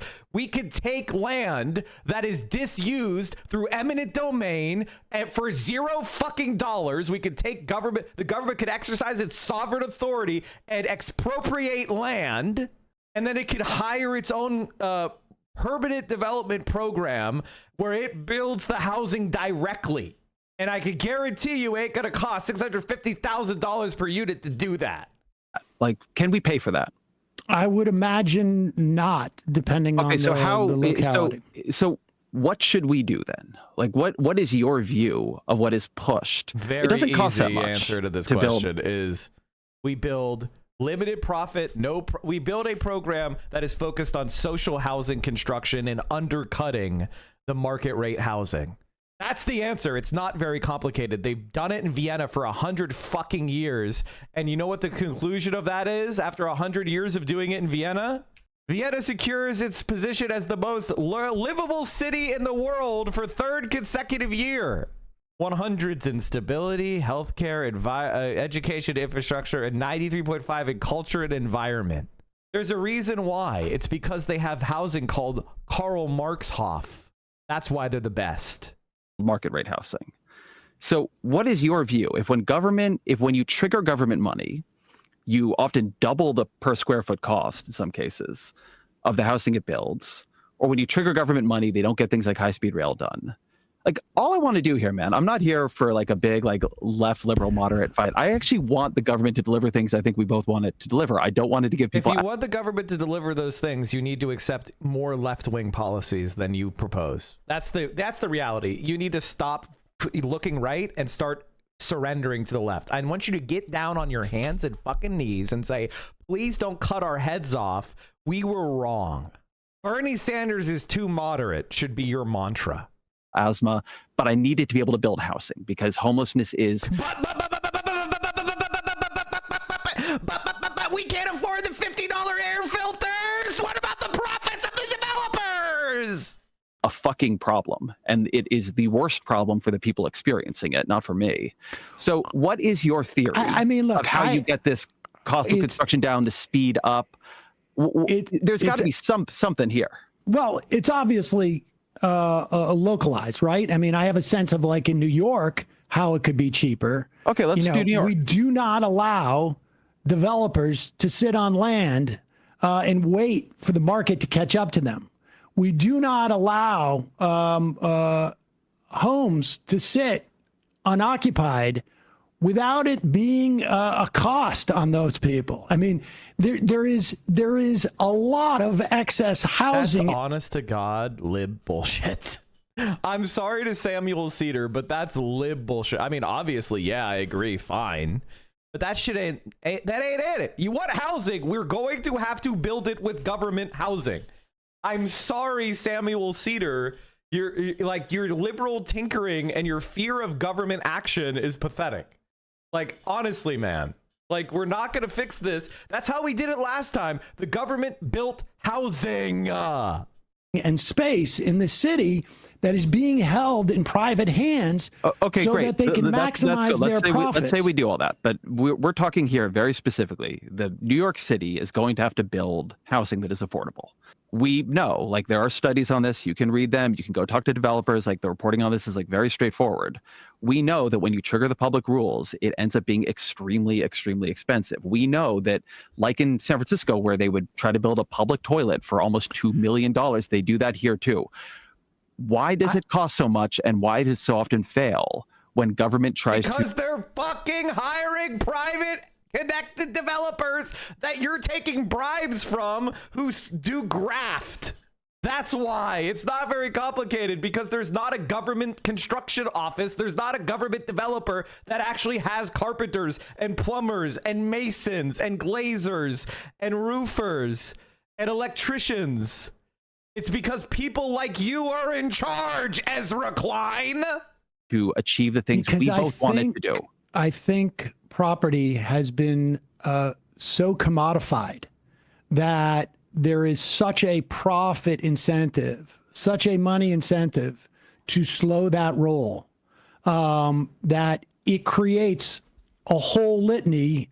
There's an everything. We're talking about there's an everything bagel. We're talking about projects that are past that point. Like I think that, let me be really meta clear here on what I'm trying to do with you, because I think you keep wanting to pull it back to where we can. Let's totally premise corporations are terrible. They are bad. They're like they are your enemy. Hold on. They have their agenda. Yes, yeah, but by the way, chat, this right now. And I actually consider Ezra Klein to be one of the most dangerous men in America, and that if he winked away, like if aliens came in and we no longer had to read anything he wrote, the world would be better, like legitimately better. Like he is. I think some people look at like Donald Trump or JD Vance and they're like, those people are really bad. No, I want you to understand that Ezra Klein, Eric Thompson, Matty Iglesias are actually the people that are the ones that are killing us, because the Democratic Party cannot develop any effective policies because these people are influencing things and people listen. They need to be stopped. Somebody please stop these guys.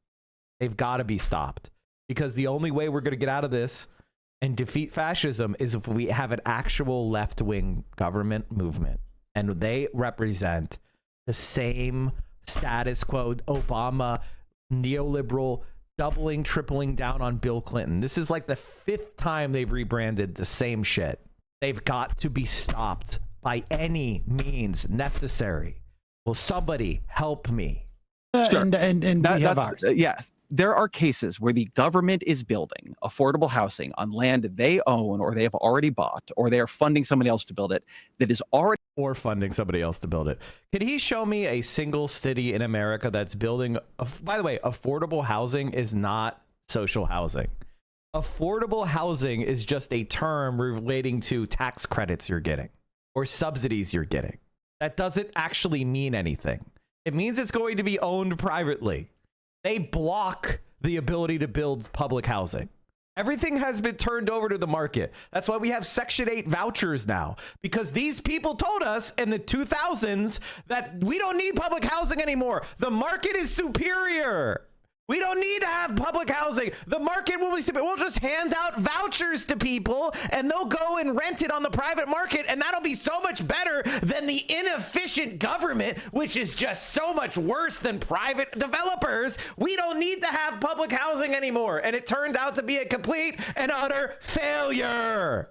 And he can't stop it. He can't admit it.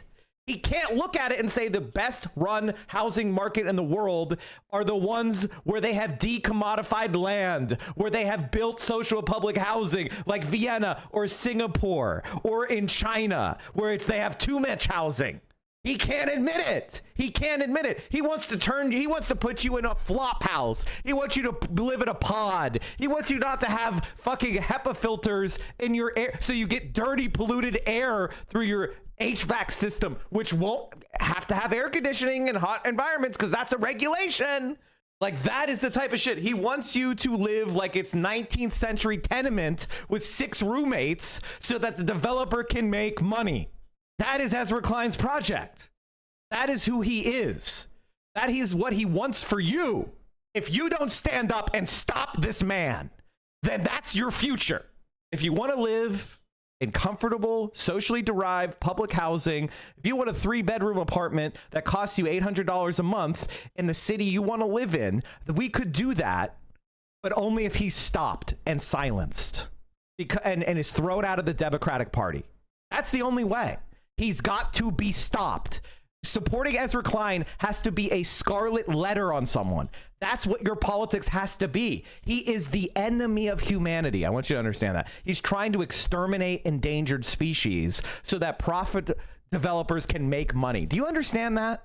He's trying to exterminate endangered species so that profitable developers can make more money. Do you understand that? He wants your children to have asthma and cancer so those developers can make money. That is the agenda. Do you understand this man? He is an ideological extremist who values markets and profit over human life. If you're not disgusted by this scumbag, if you don't hate him with your every core of your being, why are you here? You don't get it.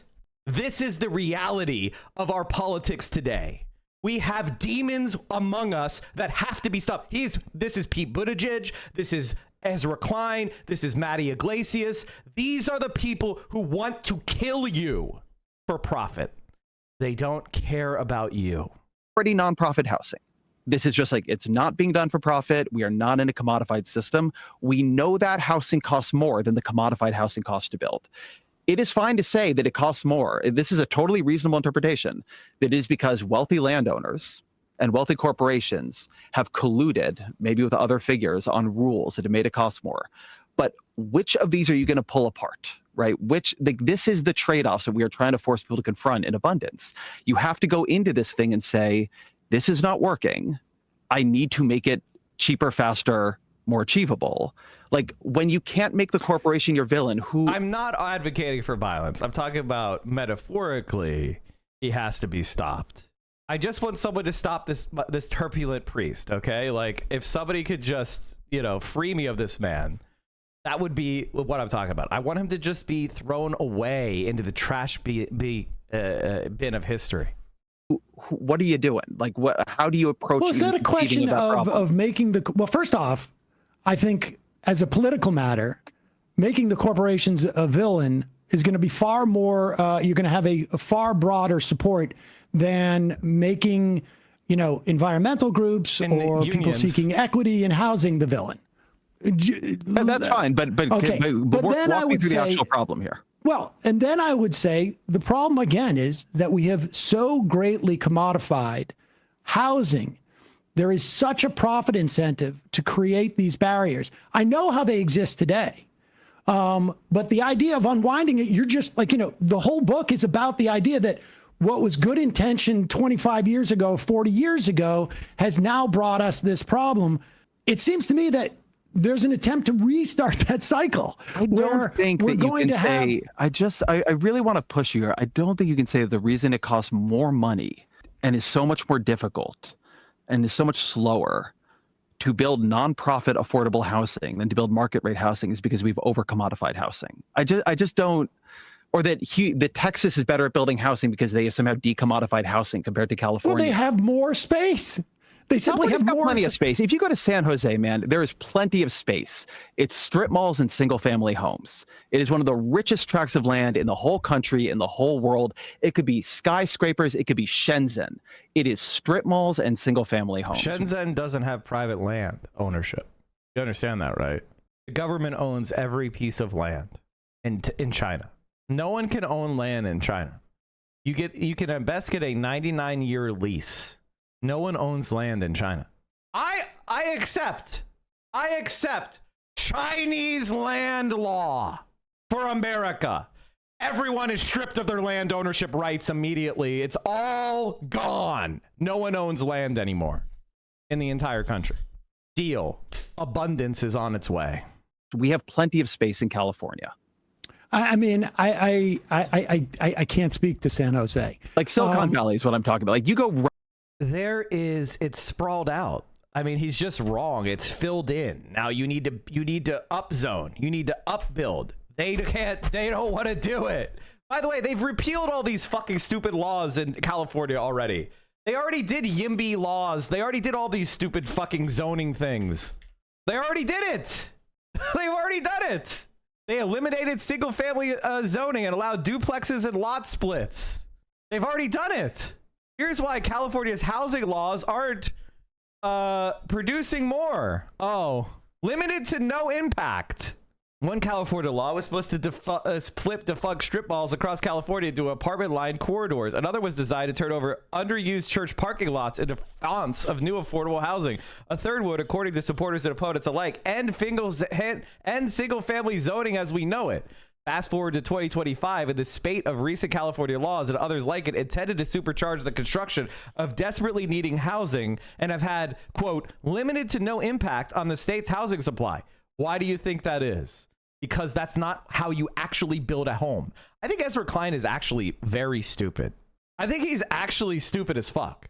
The damning conclusion comes from a surprising source, a report by YIMBY Law, a pro-development nonprofit that would very much like to see these laws work. SB 9 allows people to split their single-family homes into duplexes, thus ending single-family homes only zoning across California. In practice, according to the report, building permits for only 140 units were issued under the law in 2023.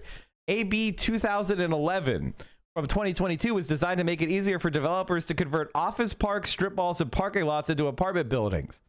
In 2023, developers on just 2 projects were given local regulatory approval to start work under the law. In 2024, the total was 8. Yes in God's Backyard Law, which lets churches, other houses of worship, and some schools to repurpose their land for affordable housing. The report found no takers on that bill. One of is the inclusion of requirements that developers only hire union-affiliated workers or pay their workers higher wages. And there you have it. No. We need to have slave labor. We need to have slave labor. That's the only way we could build. See, these unions, we just can't build anywhere. They can't build because the workers are making too much money. That's why. Others are affordable mandates, which force developers to sell or rent units they build at below market prices. The answer is it's cost. It's really just the economics of housing, which are completely unaffordable. That's the problem, is how do we change the economics, which is you have to reduce the costs. What do you do to reduce the cost? What are the major costs in construction? Materials, labor, finance, and land. Those are the costs. All right. And there's some regulatory and permits and things. All right. If you want to actually build affordable housing, you have to get the land for cheap. You have to borrow money for cheap. That's what, and materials and labor being cheaper is nice as well. But you're not going to make your money by, from squeezing labor. You're not going to suddenly make affordable housing by making it all illegal immigrants who don't know how to actually build the shit correctly, but are cheap. Ride around where these fucking venture capital firms, man. I promise you will not leave. Oh my God, venture capital firms. This is who he talks to. That drive saying there is nowhere to build a 6-story apartment building. And do we have public transport there? Like how are these we would if we could build it. That was part of what high-speed rail is supposed to be doing, which is why I'm so rip shit that it didn't happen. Whose tax base is going to pay for that public transport in those buildings there? I mean, that's it was our tax base. I was one of the taxpayers. I am saying that I don't think it is plausible to say that the reason you can't build in like San Jose and you can in Texas is that we've decommodified in Texas. We just haven't. Well, we have plenty of space in the desert too. But the point is how are we going to? I'm talking about the places where you guys specifically make the point that New York City, San Francisco, these places are where people should be living and creating. And from my perspective in New York, having lived here more or less for 30 some odd years, 35 years, this place got a lot more expensive, not because there were constraints on zoning, not because there was equity. There hasn't been this place got more expensive. I'm not again. I'm pro equity. I believe what I'm doing will create a whole lot more equity because you need to make the affordable housing. But in the book, if you've listened to it, I have a whole section critiquing Michael Bloomberg for this whole concept that New York City should be a luxury good. This is like a whole section of the book that it is a incredible mistake that a lot of Democrats made along the way to sort of get into this idea that cities are like a penthouse for the upper class. Yes. I mean, let's talk about Texas. He keeps bringing up Texas, which just shows you he doesn't actually know what he's talking about. The reason why Texas is affordable, reason why people are moving to Texas is because it's cheap to move there, because the land is cheap and the housing is low quality. So we could afford it. The median listing price in Texas was $360,000, $40,000 below the national median. That's why. And what are they doing? They're building single-family homes in empty desert or swampland. It's sprawl because Texas is big and empty with low-quality land that's cheap. You build low-quality land, you build low-quality sprawl, single-family tract homes. It's the McMansion. This isn't relevant to California. In fact, to even pretend it's relevant to California is crazy. What California needs to do is look at cities like Vienna. It needs to look at cities that are need to densify, like in, China, and how they do it. The median priced home in Texas has been less than the national median for a considerable time. That's all that's happening, is people are taking wages that they saved in high wage states like California and then moving to states like Texas and Florida where the housing is cheap and expending their savings. That's it. It's not like they're going from a high productivity area where the housing market is dysfunctional because sprawl doesn't work, and that's the only thing Americans know how to do. But you can't sprawl. So when you can't sprawl, housing prices explode and land value explodes. And they're taking those savings from the high productivity states and moving to the low productivity states or Texas, where they have low quality land that's cheap that developers can sprawl on and make good profits on. It's not complicated. But if you're going to fix the log jam in places like California and the West Coast, you need to densify. How do you densify? It requires building out high quality public transit. It requires taking land, and it requires building for the bottom. And we can't do that. We haven't done it in decades. Despite having more inventory, Texas buyers are still in fact impacted by inflationary woes, with median sale price year to date in 2024 being $80,000 higher than the 2019 average, and mortgage rates remaining above 6%. Additionally, 51% of Texans earn less than $75,000 a year. But only 60% of for sale housing inventory is affordable at this income level. So in other words, prices in Texas have been increasing the same rate as the rest of the country, and it's unaffordable for Texans. So Texas has some sort of victory or some sort of good model is absolutely bullshit. And I would suggest, look, there was this just came out, a report by the Fed, UCLA, that specifically addressed the question of whether it was housing constraints. California Federal Reserve researchers found that constrained housing supply is relatively unimportant in explaining the differences in rising house prices among U.S. cities. Have you read the debate on this report? I haven't. That report's not real. Anatheria, thank you for the 5-tier-1. By the way, Chad, I just realized we're 4 hours and 31 minutes into the stream. I am so fired up by how much I hate Ezra Klein. Ezra Klein, as I said before, I'm one of the few people who understands that Ezra Klein and I have absolutely nothing in common, and we are a 0% overlap. And if you think you are a friend or ally of Ezra Klein, you are stupid. You have fallen for some sort of propaganda. He is the enemy that you have to destroy. Higher income growth predicts the same growth. Okay, well, it's controversial. I'm willing to accept that. Like I say, I'm not a housing expert. On some basic level, right? If you have enough, things follow supply and demand. If you have enough of something, if you have too much of something, the price of it is going to fall, right? To argue that higher incomes, except the problem is that Ezra Klein doesn't understand, and this is a side of his stupidity, is that there is high concentration in this industry. Land is monopolistic, and there's high barriers to entry. So competition it's highly an anti-competitive industry with extremely high costs and barriers, and it takes a long time to actually complete. So this is the worst type of industry for market logic to work, and it is bound to have tremendous rent-seeking behavior and market failure. This is basic econ. I don't know if he passed his classes because he got a 2.2 GPA. I think in a weird way we would agree on this. Higher incomes are going to be a causal factor in restrictive zoning and building policies, because people get higher incomes, they buy a house, that house becomes a major asset for them. And again, this is all in the book.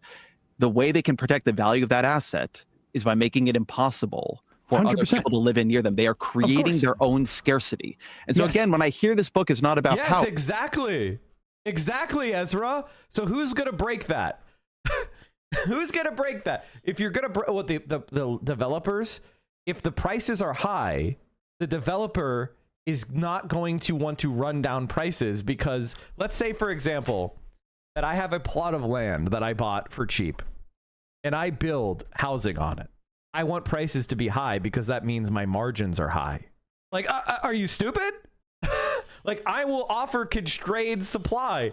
The only way to break this cycle is to provide high quality social and public housing at scale, at cost, subsidized for the very poor, and breaking this profit cycle. This is also going to require us to probably hurt a lot of people who own housing that they bought at the peak of the market. And we're going to have to do cram downs. And it's going to fuck up a lot of people whose assets are in their houses if we actually make housing affordable. Or to me, this book is all about power. Well, but I still can't get an answer as to what is the primary. If we're talking from a national perspective, right? I mean, across the country, this is going to be a message. You just visited the Senate caucus to talk about this. Derek was talking about there's a fight. It's happening right now. Our book is trying to win a certain intra-left coalitional fight about defining the future of liberalism in the Democratic Party. I mean, if this fight's going on and this is part of a movement, there's a lot of money behind it. I can't remember the organization, you probably know, just dropped $120 million citing the abundance movement. There's a lot of money. That's for our benefit, chat. $120 million behind the abundance movement. That's for your and my benefit, right? That's for our benefit. The billionaires are altruistically spending $120 million pushing this shit book of toilet paper to all of us to capture the left, right? Who are the enemies, Ezra? The answer that Ezra Klein is too scared to say are environmentalists and labor unions. Behind this, what is the... I know that there are granular problems in each of these different cities, but do you think if there is a villain, and I imagine that there's, a good movement always needs a villain. What is the villain? Is it just we have overly restrictive zoning, and I think you and I probably actually disagree that good movements are built on clear villains. But let me try to give you a good answer to this question.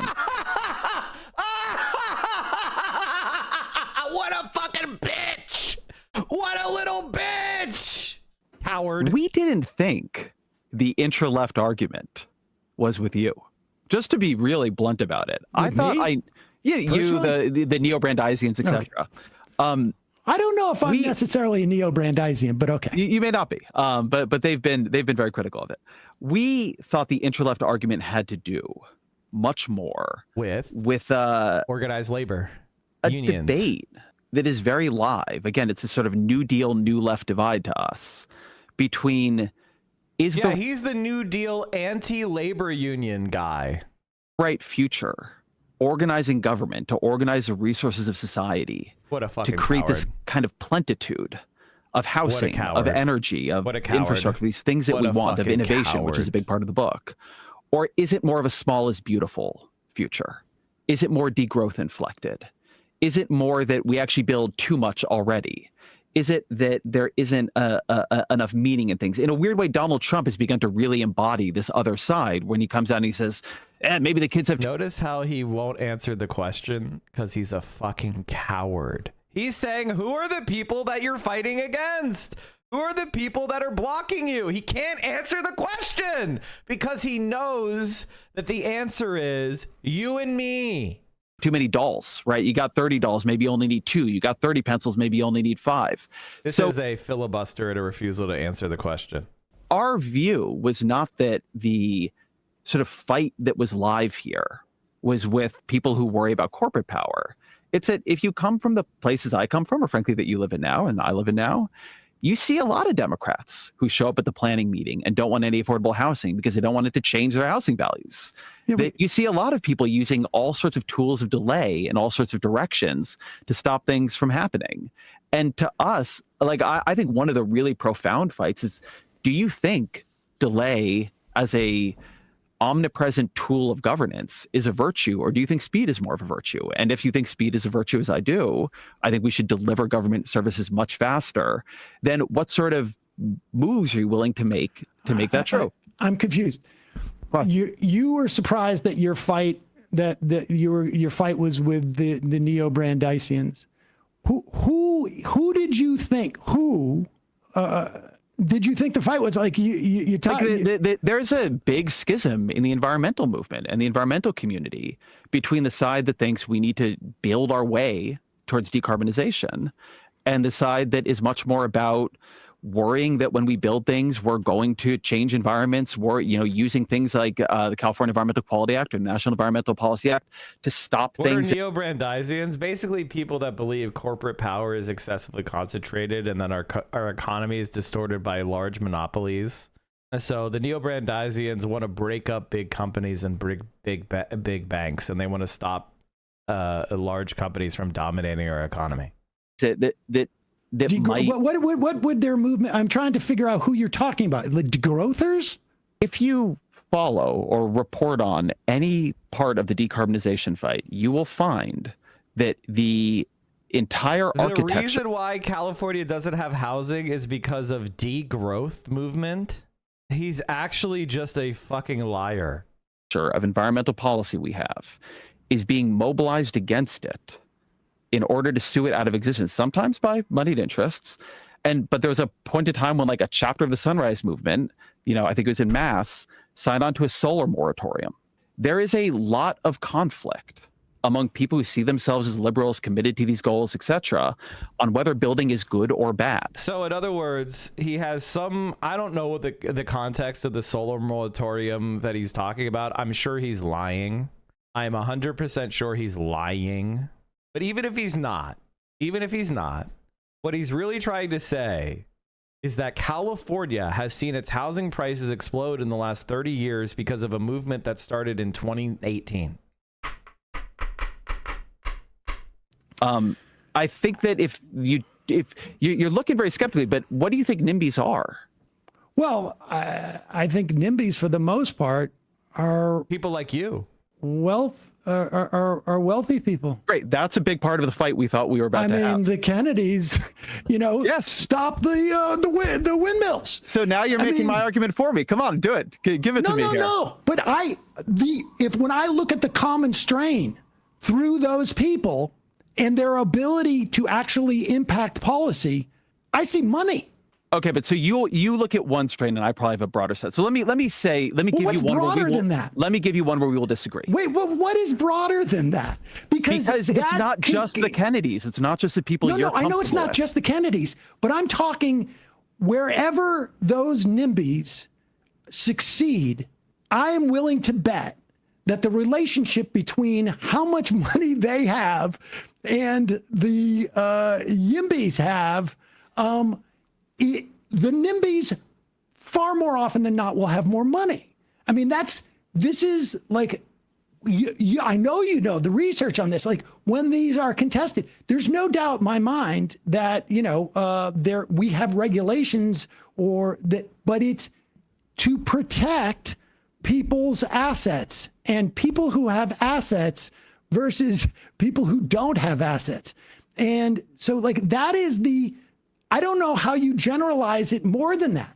So I think on the NIMBY side, we largely agree, right? And so when I say that we thought there were different obvious sources of opposition, that was a big one. And we would, again, as you know, like basically what Ezra is saying here is that he thought he was going to pull one over on the left. He was going to have people like Elon Musk and Mark Andreessen come back to the Democratic Party, and he was going to be able to slowly and smoothly stab organized labor in the back and environmental groups in the back, and that we wouldn't notice that he was doing that he was serving the interests of very wealthy developers, because he was going to distract us with the upper middle class libs that subscribe to his podcast as our target, right? He was going to say, I'm going after those upper middle class libs that you all hate. I'm going to make sure their San Francisco neighborhood gets ripped up, right? And you hate those people. Meanwhile, what he's really doing is he's going after SEIU, janitors. He's going after the building trades unions.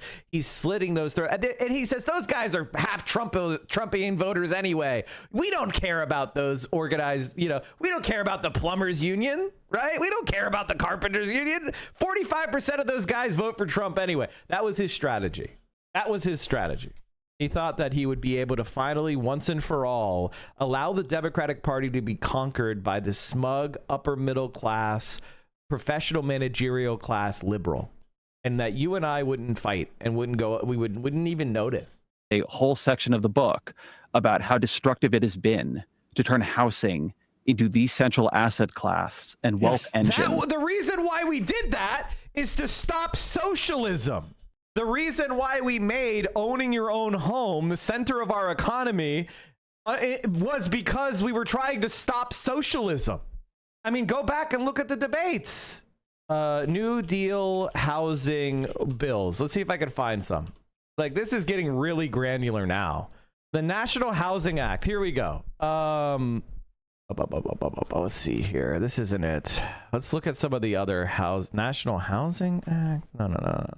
New. I really need to get into this housing programs because I'm sure it's talked about. I'm trying to remember which one. United States. I don't think it was this one. I want to say it was one that was a little bit later on. The New Deal sought to stimulate the private home building industry and increase the number of individuals who owned homes. The Public Works Administration of the Interior Department planned to construct public housing across the country, providing low-rent apartments for low-income families. However, resistance from the private housing sector was strong, except in New York City, which welcomed the program. Furthermore, the White House reallocated most of the funding into relief projects, where each $1 million federal dollars would create more jobs for the unemployed. As a result, there were only 49 projects nationwide, containing about 21,800 apartments. See, that's the entire point. And the reason why they fought against it is because they were trying to avoid social housing because they thought that was going to stimulate socialism. We're going to have to look, that was the debate. That was the fight. New Deal era leftists tried to win beautiful social housing for the masses. Oh, here we go. The U.S. housing system is organized around subsidized private home ownership and underfunded public housing. But during the New Deal, leftists had a different vision, beautiful social housing for all but the rich. But we lost, okay? We lost the fight. The United States is a two-tier housing system with a dominant private market organized around private home ownership and a much smaller and heavily stigmatized, underfunded, and increasingly privatized public housing system reserved for the very poorest. Landlords are terrible in general. You're living under a kind of arbitrary rule that many people in Europe don't face. People in Europe oftentimes live their whole lives in apartments, but they have rent control and rights that give people protections and stability. So there's this kind of lust for home ownership. Maybe it comes from out of the frontier, American experiment, or just sort of a side effect of being a settler society. But the proposition that home ownership specifically is this innate, powerful drive, I'm skeptical of that. Land speculation, real estate speculation, that seems a better interpretive framework for me. Let me see if we can find this. Large developers want a higher return on their investment, so they build primarily for the top of the market. There was a tremendous amount of residential construction during the 20s, but most of it was aimed at the top third of the market, and that segment was satisfied by the time we got to the middle of the decade. This is one of the lead-ups to the Depression. People didn't notice it at the time. Housing, along with cars, was among the drivers of this very hot economy in the roaring 20s. But housing production was starting to get less profitable because the product that was being produced wasn't affordable. Even for middle-income people, housing was a very risky proposition, in part because of the way mortgages were organized at the time. You got a mortgage, and it only lasted for 5 or 6 years. You made monthly payments, but those monthly payments were only on the interest. And so when the mortgage ended, you owned a balloon payment. That's how the mortgages used to work. You basically would pay interest-only payments, and then you would own the entire cost of your house when the mortgage ended. So do you know what people did? They refinanced.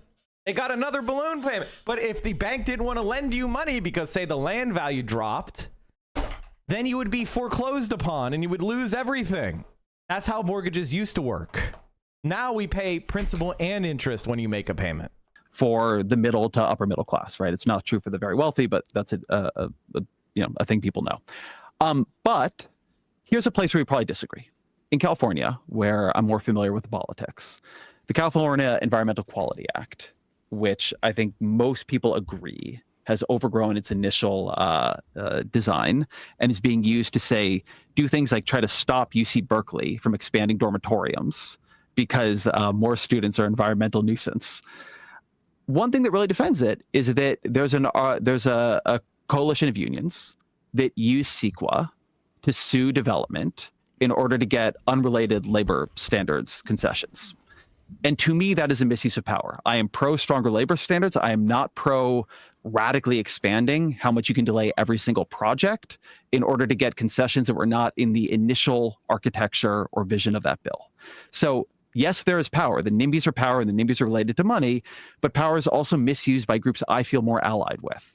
And that's one utility of focusing on blue states for me. We had a union problem in the context of Medicare for all in that fact. Yep. I mean, there's I think you can find that all across a ton of different issues, and you'll have unions on different sides of the same issue because they're carpenters and builder trades are very different in California. But I think we both agree that the net value of a strong union movement is a positive, and actually, like a lot of problems we have in terms of across the board are a function of the deunionization of the country. So there's no doubt, like, we can find specific instances, and I sort of feel like that's, I think, part of what I have as a critique of the book. There are particular instances, but broadly speaking, when we're talking about coalitional politics, which is definitionally democratic politics, to move forward and to have power and to actually get things done, it seems to me you can't do it by diminishing the coalition. So there we genuinely disagree. Yes. Like that is truly, like, I always want to be. I completely agree with Ezra Klein here. I think that for the Democratic Party to become a majoritarian party, every single person that thinks or looks like Ezra Klein should be pushed out. And that I agree with Ezra Klein. Like, Ezra Klein wants to throw the left out. I want us to leave on our own. I think the main problem is that Sam Seder doesn't recognize that fact, is that he's being pushed out of the Democratic Party along with Bernie Sanders and AOC. It doesn't matter that you're more popular. I want you to understand that. The institutions are captured. They don't want you there, Samuel. That's what I've been trying to explain to him since 2015. They don't want you there. Okay? And they're going to do what they can. So either you're going to bend the knee and be their cuck, or you're going to try to build your own political movement. Take a look at what's going on across the pond in France and the UK. Take a look what's going on in Mexico. In Mexico, the progressives left the liberals and they became 80% approval ratings. In France, the progressives stood in the Socialist Party and got stabbed in the back and their throat cut. In the UK, the Corbynites stayed in the Labour Party and they got stabbed in the back and they got their throat cut. Are you going to do it here too? Or are you going to take the Mexican route? That's the choice. You either are going to get stabbed in the back and your throat cut, or you're going to win. Which do you choose? Those are the choices. They're not going to give in. They're not going to go away. They're not going to say that they were wrong or they lost. They have control of the party and they're going to keep it. They've made it illegal to lose it. And by the way, if there's any chance that the left is going to win the Democratic Party, they'll destroy it. They'll detonate it. They'll implode it and start their own third party. Do you understand that? Except you'll be tarred and feathered with the absolutely terrible Democratic Party label that everyone hates, and they'll have the fresh new party. That's the reality that I want you to accept. Best case scenario of winning the Democratic nomination is they detonate the party on their way out and start a new party. They will dirty break. If they are going to lose power, they will dirty break us. So we might as well do it to them while they're weak. I wish I could make it happen, but I can't. Very honest about points of disagreement. There are places where I think we are actually aligned, and here I think Democrats have become way over coalitional, and I think it is a huge problem that we are not delivering. Which parts of the coalition do you think should be jettisoned? I don't ever talk about in terms of jettisoning, because I don't think that's how coalitions work. I think they just change issue to issue, but I do not think we should have such a level of proceduralism that forces this many giveaways to this many interests in every process. Like what interests? Say their names, you cowardly fuck! Again, to use an example where I think we would probably be Can you more be specific about the interests? Are there interests that go across the board? I mean, that's what I keep trying to get at. Is that like everything is specific? You keep trying.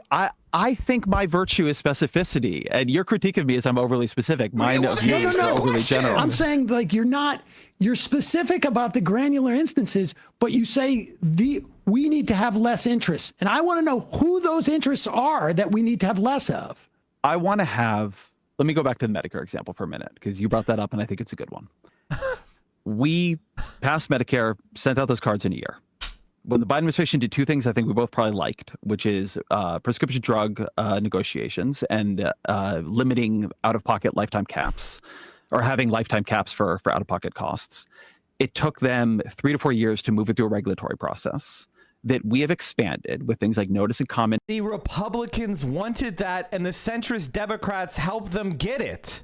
That is you, Ezra! Periods and more opportunities for judicial review that can be utilized by, in this case, pharmaceutical companies, but others as well. So wait a minute. The pharmaceutical companies wanted that. Who's on the side of the pharmaceutical companies and giving them more power, do you think? Who do you think created those regulations so that we couldn't negotiate more drugs? You think it was the left? Well, to kind of slow everything down and force a lot of concession. I want to break that process and make it much more under agency discretion, what they do, and make it harder to challenge. In that case, that's going to hurt pharmaceutical companies, right? So I think that you and I would like it. In the California housing case, I want to make housing construction much closer to by right? I want you to have the right to build the housing you want to build, assuming it conforms to basic standards. This is what we've done in California for ADUs. It worked really, really well. A lot of people will be mad about that. NIMBYs, certain unions, etc. I would like to make it easier to build modular housing. Again, different people will be mad at that. I don't have one answer for you on who I'm trying to screw over because I'm not trying to screw anybody over. What I'm trying to do is focus liberal governance on the outcomes it is promising people and get people to confront why we are failing to deliver them. If you end up with a different answer than me, that's great. But that should be a very granular confrontation with why high-speed rail didn't happen, why the Second Avenue subway is so fucking expensive, why we're not building enough housing. I don't believe you can do this in generality. Mike, if you would bother, it's been a long while of looking at Hasanabi refugees in your banner and scoffing to now being captured by you, so congrats. I mean, the reason why people spread that meme is so that you don't actually listen to anything I say. You understand that, right? Like, I'm friends with Hassan, and I recognize that he's a great pipeline for me. But one of the main ways that people who don't agree with left-wing politics try to divide us is by, like, saying that I'm doing something wrong by wanting to associate with my friend. And do you know how weird that is to see? If people attack you for somebody who you agree with on 99% of things, and then go, I can't believe you want to associate with your friend who is the person who helped you stream. And you know that he was the first person to tell me to stream on Twitch, right? Like, in the way that I think a lot of people want to. I think that it requires a lot of confrontation with the individual failures we see, and then trying to figure out, okay, do things rhyme across these failures? Is there a level of government that should have that I think are true? That maybe Pete Buttigieg and Westmore and Pete Buttigieg, Westmore, Gretchen Whitmer, and whoever don't. Gretchen Whitmer.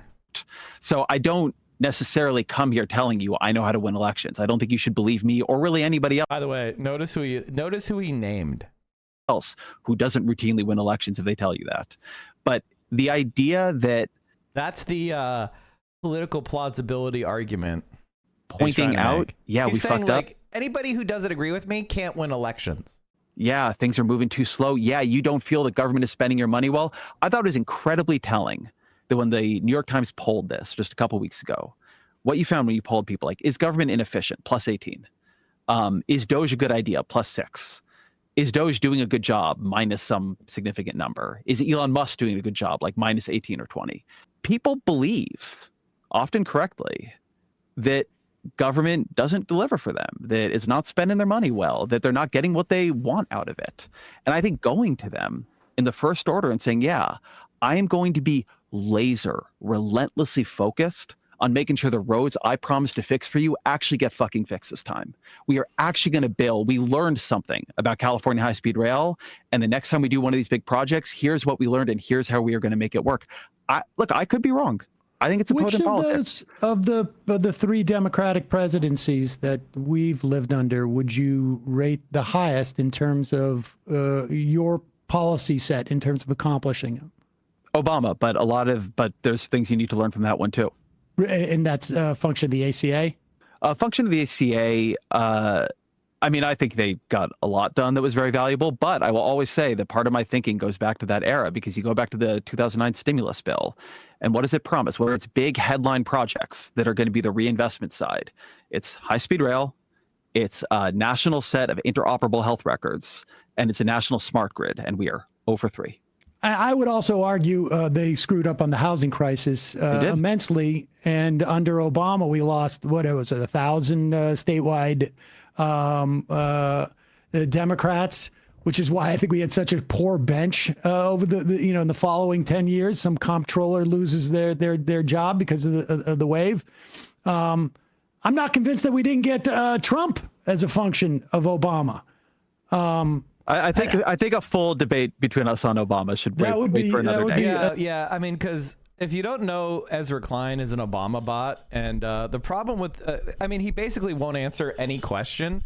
He's a slime ball. I want you to understand that there is nothing that could happen to Ezra Klein that would be wrong. A different day. In kind of an intellectual debate, because this man is a ontologically evil scumbag, liar, slime snake. He can't answer a fucking simple question. He was asked 5 or 10 times, name some of the groups, and he couldn't name one, because the answer is organized labor. The answer is environmental groups. Ezra, I really appreciate you taking the time, and we will link. I can't imagine liking Ezra Klein. I think that if you watch that and you like Ezra Klein, you and I are lifetime enemies. Gustav Perez, Richie Torres, Lakasha Jane, Adam Jendelson, David Shore, Matt Iglesias, Slotkin, Golden, Auchenschloss. Okay, guys, I would say that this room is going to contain most of the villains, some of the most dangerous people in American politics, the ones that make Trumpism and fascism win. I would say that this is a concentrated room of the most dangerous people that if they all just retired from politics, the world would be a significantly better place. Like, I don't think there is a single person here that has ever said anything of value. Like, there's not one person here that I think has ever contributed. I think if they all retired from politics, we would be way better off. I don't think I've ever seen a collection of people that I don't know what else to say. Like, I don't think I can say more. Chat, I'm gonna transmit something to you telepathically. I want you to receive it. Everyone, open up your telepathic sensories. Open up your antenna. I'm gonna tell you what I think. It would just be so cool, man. You would be so cool, dude. It would be so cool. To Abundance, and of course your podcast. Huge podcast, and the New York Times is also a well-known newspaper. I've heard of it. Yeah, a strong Northeast regional. Thank you, Sam. I enjoyed it. All right, thanks, Ezra. All right, folks, we got to take a quick break. Head into the fun half of the program, wherein we will have fun. What's that? I didn't feel like we could have done that for a.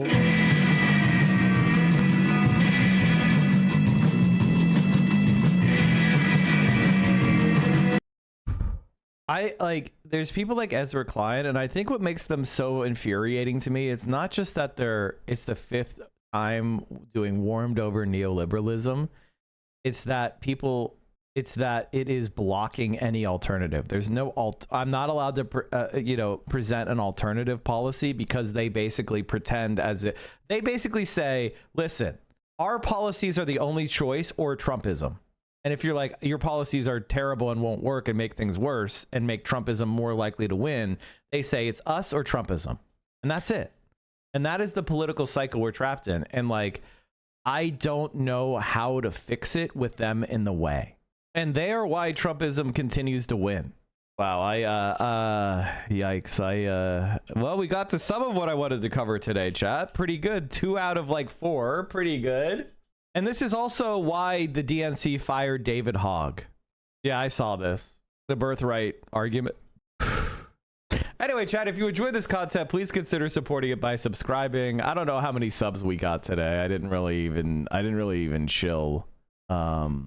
Thank you so much for hanging out with me today. I think I'm done. Like I could feel my blood pressure.